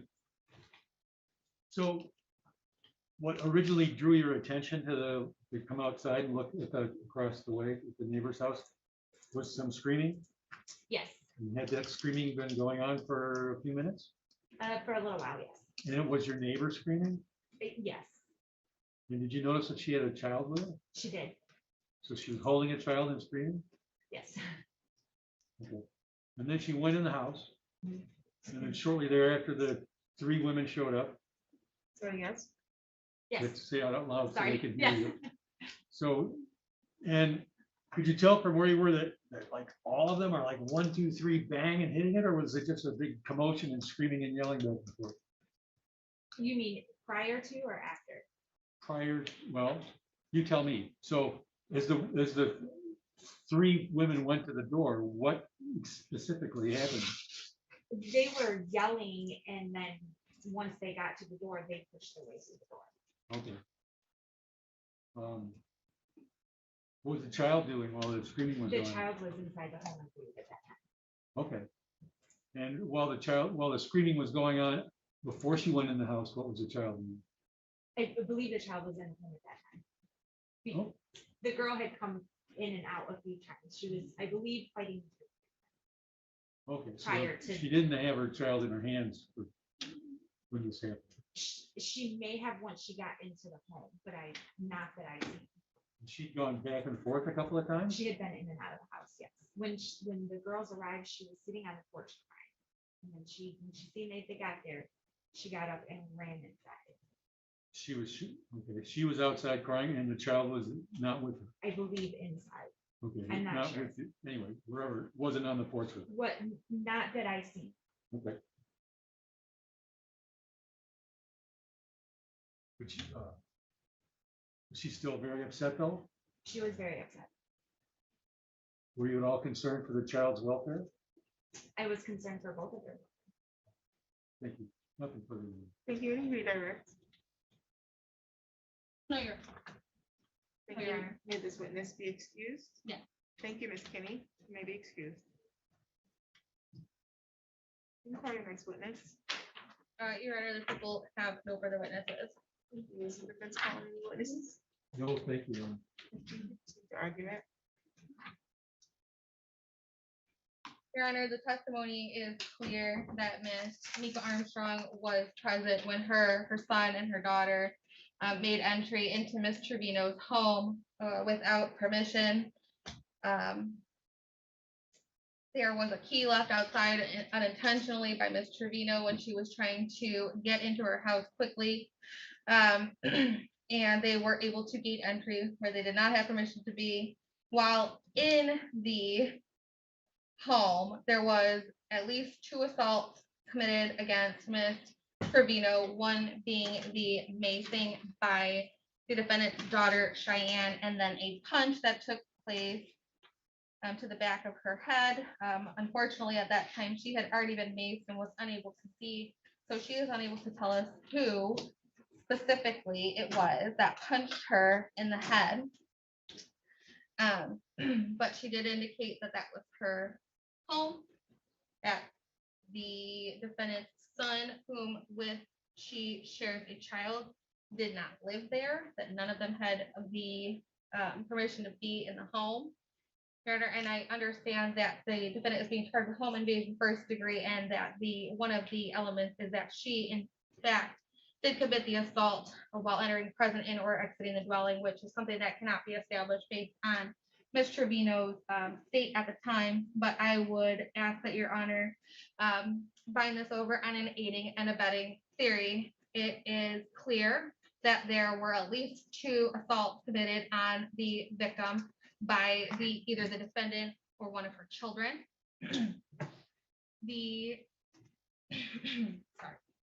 That before or during the crime, she did something to assist in the commission of that crime. We have testimony here that she arrived at that scene, brought her daughter who had the mace with her, and her daughter began spraying mace while she was still outside of the vehicle. And then again, while she was attempting to get into the house, being on the screen and the front door, And then for a third time, she used that mace on the victim inside of her house. And in fact, Your Honor, I believe that the spitting on the victim at the time of by Miss Armstrong's son would actually constitute a third assault upon the victim, which also happened while Miss Armstrong was also present in that house without permission. And at that time, Your Honor, the defendant must have intended the commission of the crime alleged, or must have known that the other person intended its commission, or that there was a natural and probable consequence of the commission of the crime intended. Your Honor, I would argue to the court that at least at this point, there is enough probable cause to argue that she did know. As soon as her daughter exits the car and begins spraying off mace, that indicates to me that they are not there to do anything other than cause harm. When they try to enter the victim's house, that is clear to me that they are trying to do some type of harm. Now, if they were there to talk, they could have talked while she was outside. They could have talked through the door. They could have done a number of things if they were there to not cause harm. Now, we couldn't get into why she was there, but she did put herself in this situation by driving her daughter there, meeting her son there, and then allowing these acts to take place while in the house. And she very well could have been the person who punched the victim, but we have no idea because the victim, again, could not see because she had previously been maced. I would ask that you find this over on count 1, home invasion first degree, based on the aiding and abetting theory. I think it's clear here that there was nothing good that was going to happen when Miss Armstrong appeared at this residence. Thank you. Mr. Abbott. Thank you, Your Honor. Testimony of the victim here was that Mika Armstrong, she heard her say at least twice, telling the other two people they were to get out, to go away. It seems to me, Your Honor, they've arrested the wrong person. If there's a hysterical or a screaming person who's got the care of a child, has drawn attention to herself, not only to her neighbor, but apparently for whatever reason to her grandmother of the child when they get there, and she's still upset and hysterical. It's reasonable check on the welfare of that child. And the testimony also was that Mika only asked, she was talking to the baby, saying, "Come here, baby."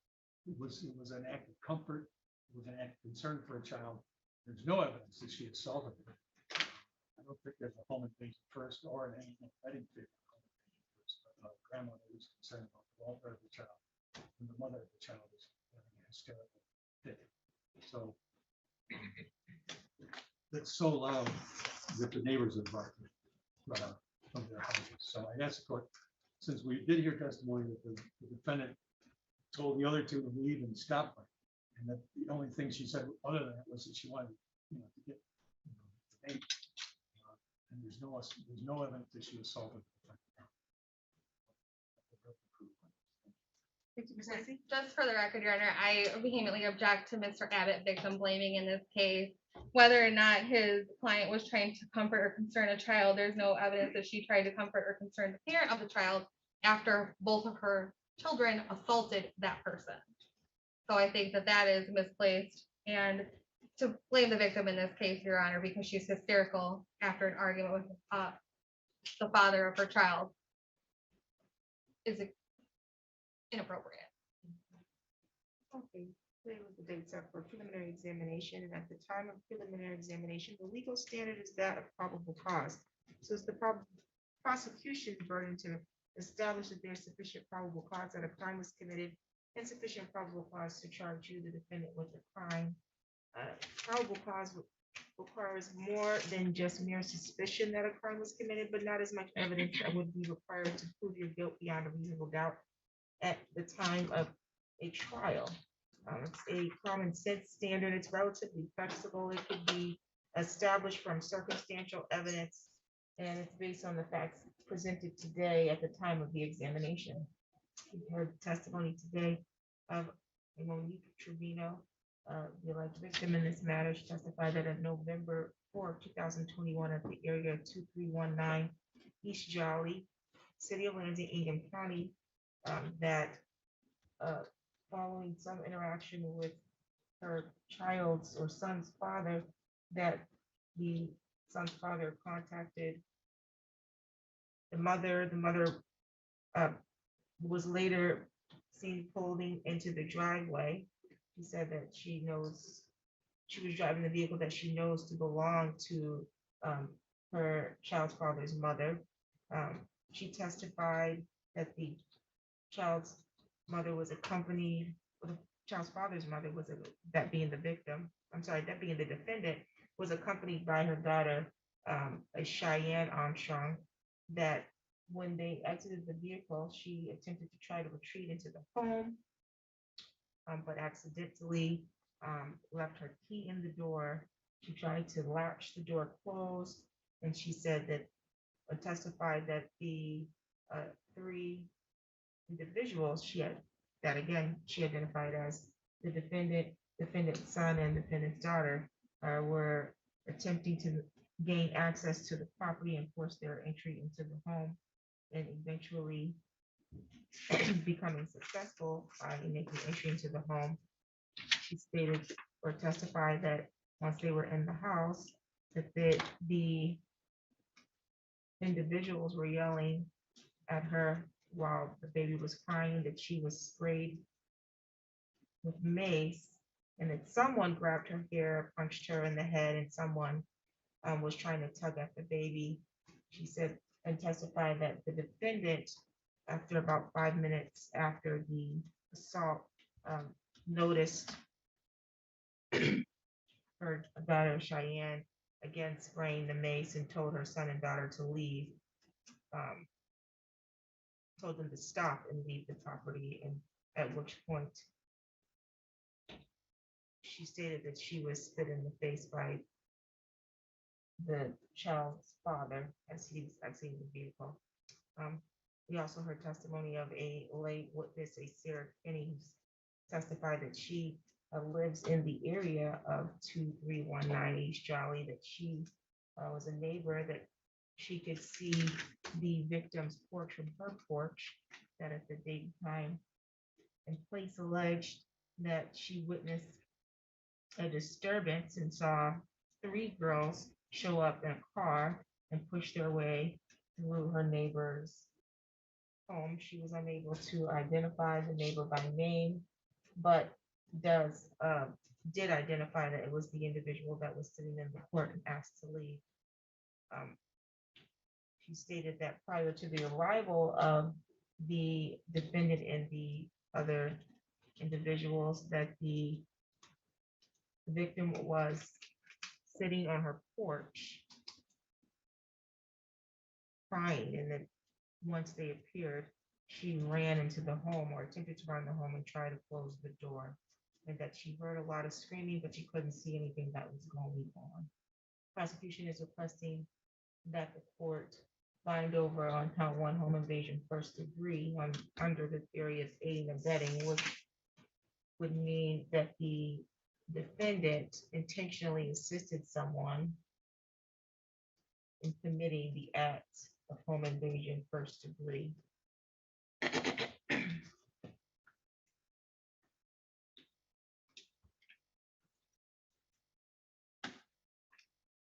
Court will grant the request to bind over as to count 1 home invasion first degree under the theory of aiding and abetting, because again, there was testimony of the defendant driving the vehicle to the home of the alleged victim after receiving a phone call from her son, and that they forced entry into the home, but they did not have permission to be in the home. And although the defendant, to the victim, can't identify the defendant specifically was the one who assaulted her, she was the driver of the vehicle. She was seen as trying to force her way into the property, and after entry of the property, the victim was assaulted. And so I think there's sufficient probable cause to bind over count 1 under the theory of aiding and abetting. Your bind over date's going to be March 2nd, 2022. It's not a date that you need to appear in court, however, that's just a date that the circuit court will get the file from this court. Once they receive the file, they'll set your next court date, which will be a pretrial. Mr. Abbott will receive notice of your next court date. Okay, ma'am?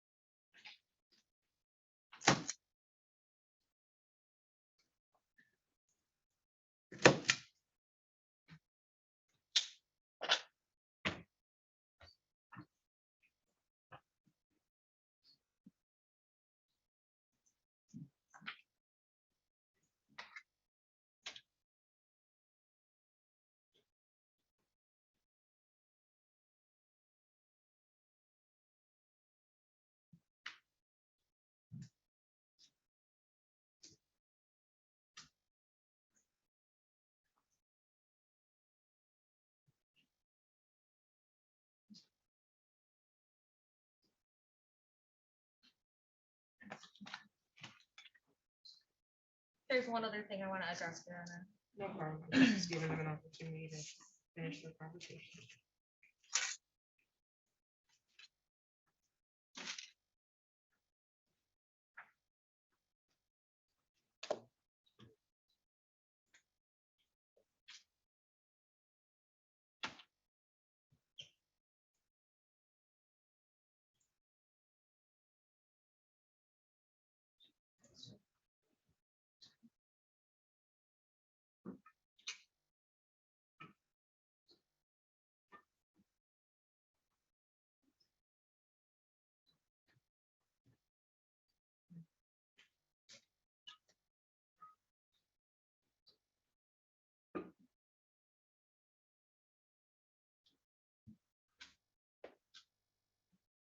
Thank you, Ron.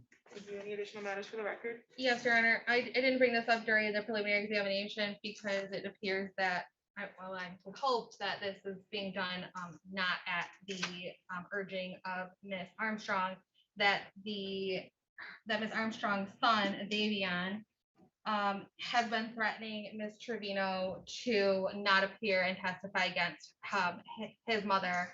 He's also been threatening to commit violence against Ms. Trevino's mother, if she does go forward and continues to proceed with this case. There is, as far as I can tell, there should be a warrant outstanding for his arrest. I'm going to tell Ms. Trevino to file a police report with regards to the threatening text messages that he's been sending her, and also I'm gonna see what I can do about getting him arrested on a warrant. That's noted on the record.